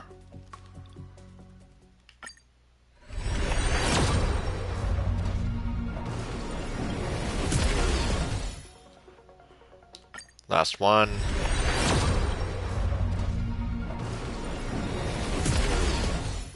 Yep. Okay, so that gives me 45, I think. Oops, what am I doing?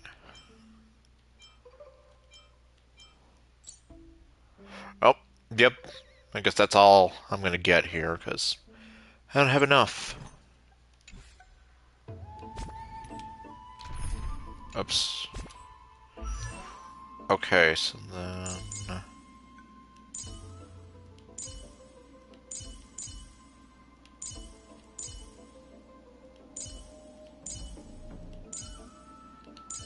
Seriously, when do we meet you?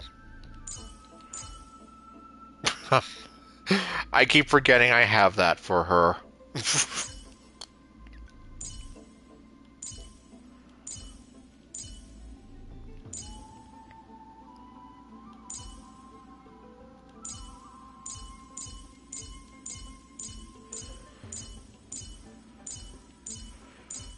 Dang it, where are you? There you are.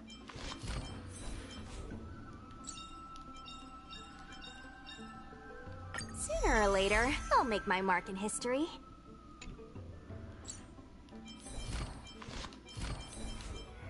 Seriously, you are just so fucking cute and sexy and... just... Damn it, I wish people would... I wish you got more love. But of course I know that your Honkai Impact counterpart gets more love. And she's technically hotter, but still.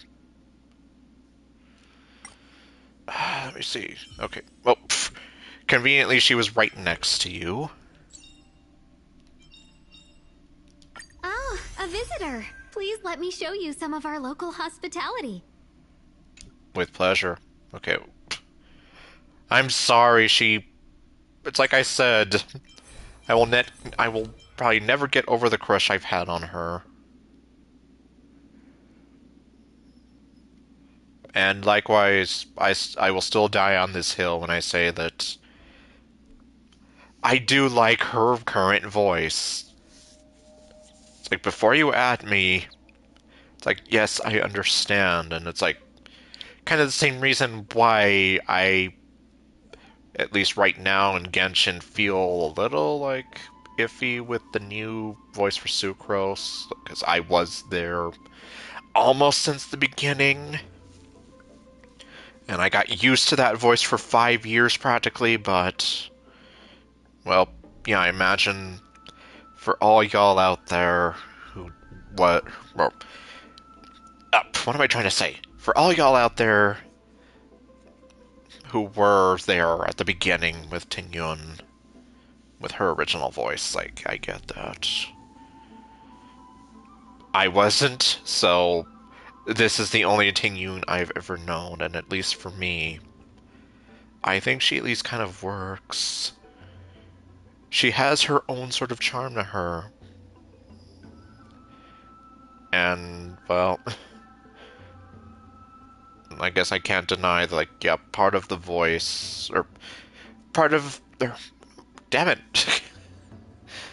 her voice, her charm, and all that, like, that's sort of what made me kind of like her. Then the fact that she's a brunette with beautiful green eyes as well.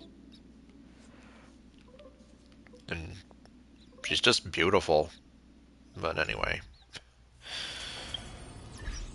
Okay, well,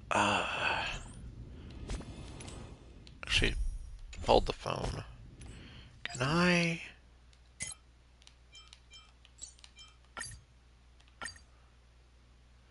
Yeah, I'm just kind of a switch out of this. Okay, it just dropped me back here.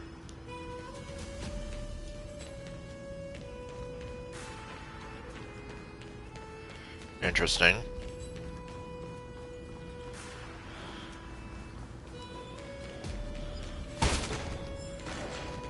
Vandalism!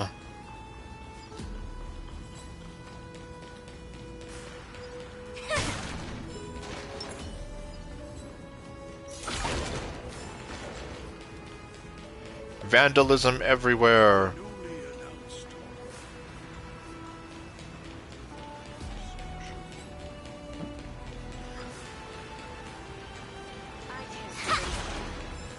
Just want to take a bath right now. What? What are you talking about? Let's go. Our votes are more. What are you talking about? Okay, well, oh. Pfft. This angle. Okay, well. Alright, well. I have been going on for about almost 4 hours at this point, so... Almost 4 hours. It's not so dark outside right now. It's literally 5:30 in the morning, so yeah, I think I'll go ahead and leave it here. A lot happened here, and I guess, well, damn it, like, you see, the fact that it's so late, or early, or whatever, I'm struggling to come up with things to say and think, well, basically what I was just going to say is how, like, essentially, like, I guess how, it may sound silly, but it's like, yeah, they did kind of hit me emotionally, just Aglaya's death and all. I mean, okay, yeah, aside from me thinking that she's like this beautiful goddess and whatever, but I mean, I still cared about her as a person here to some extent, so there's more than that. And yeah, obviously, her death is being felt a lot by everyone here. And I guess, like, I do remember I used to have someone in my Genshin streams who would talk about how, like, with Genshin, they never seem to kill off, like, playable characters. Which is why, like, it almost feels kind of stale after a while. I'm kind of here like, well,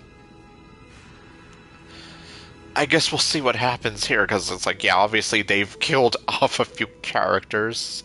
Anaxa, Trian, and now Aglaya. But, I mean, when they quote-unquote killed Robin and Firefly, that ended up being kind of undone, and was like, oh yeah, they're still alive, they're just in the dream version of hell, essentially. But in any case, next time, I guess we'll see what happens now that they're going to be going after Aquila. And we're going to be switching back over to Hyacinth's point of view whenever we get around to that. Anyway, so thank you all for watching, and I'll see you guys next time with whatever else I do. Later, folks.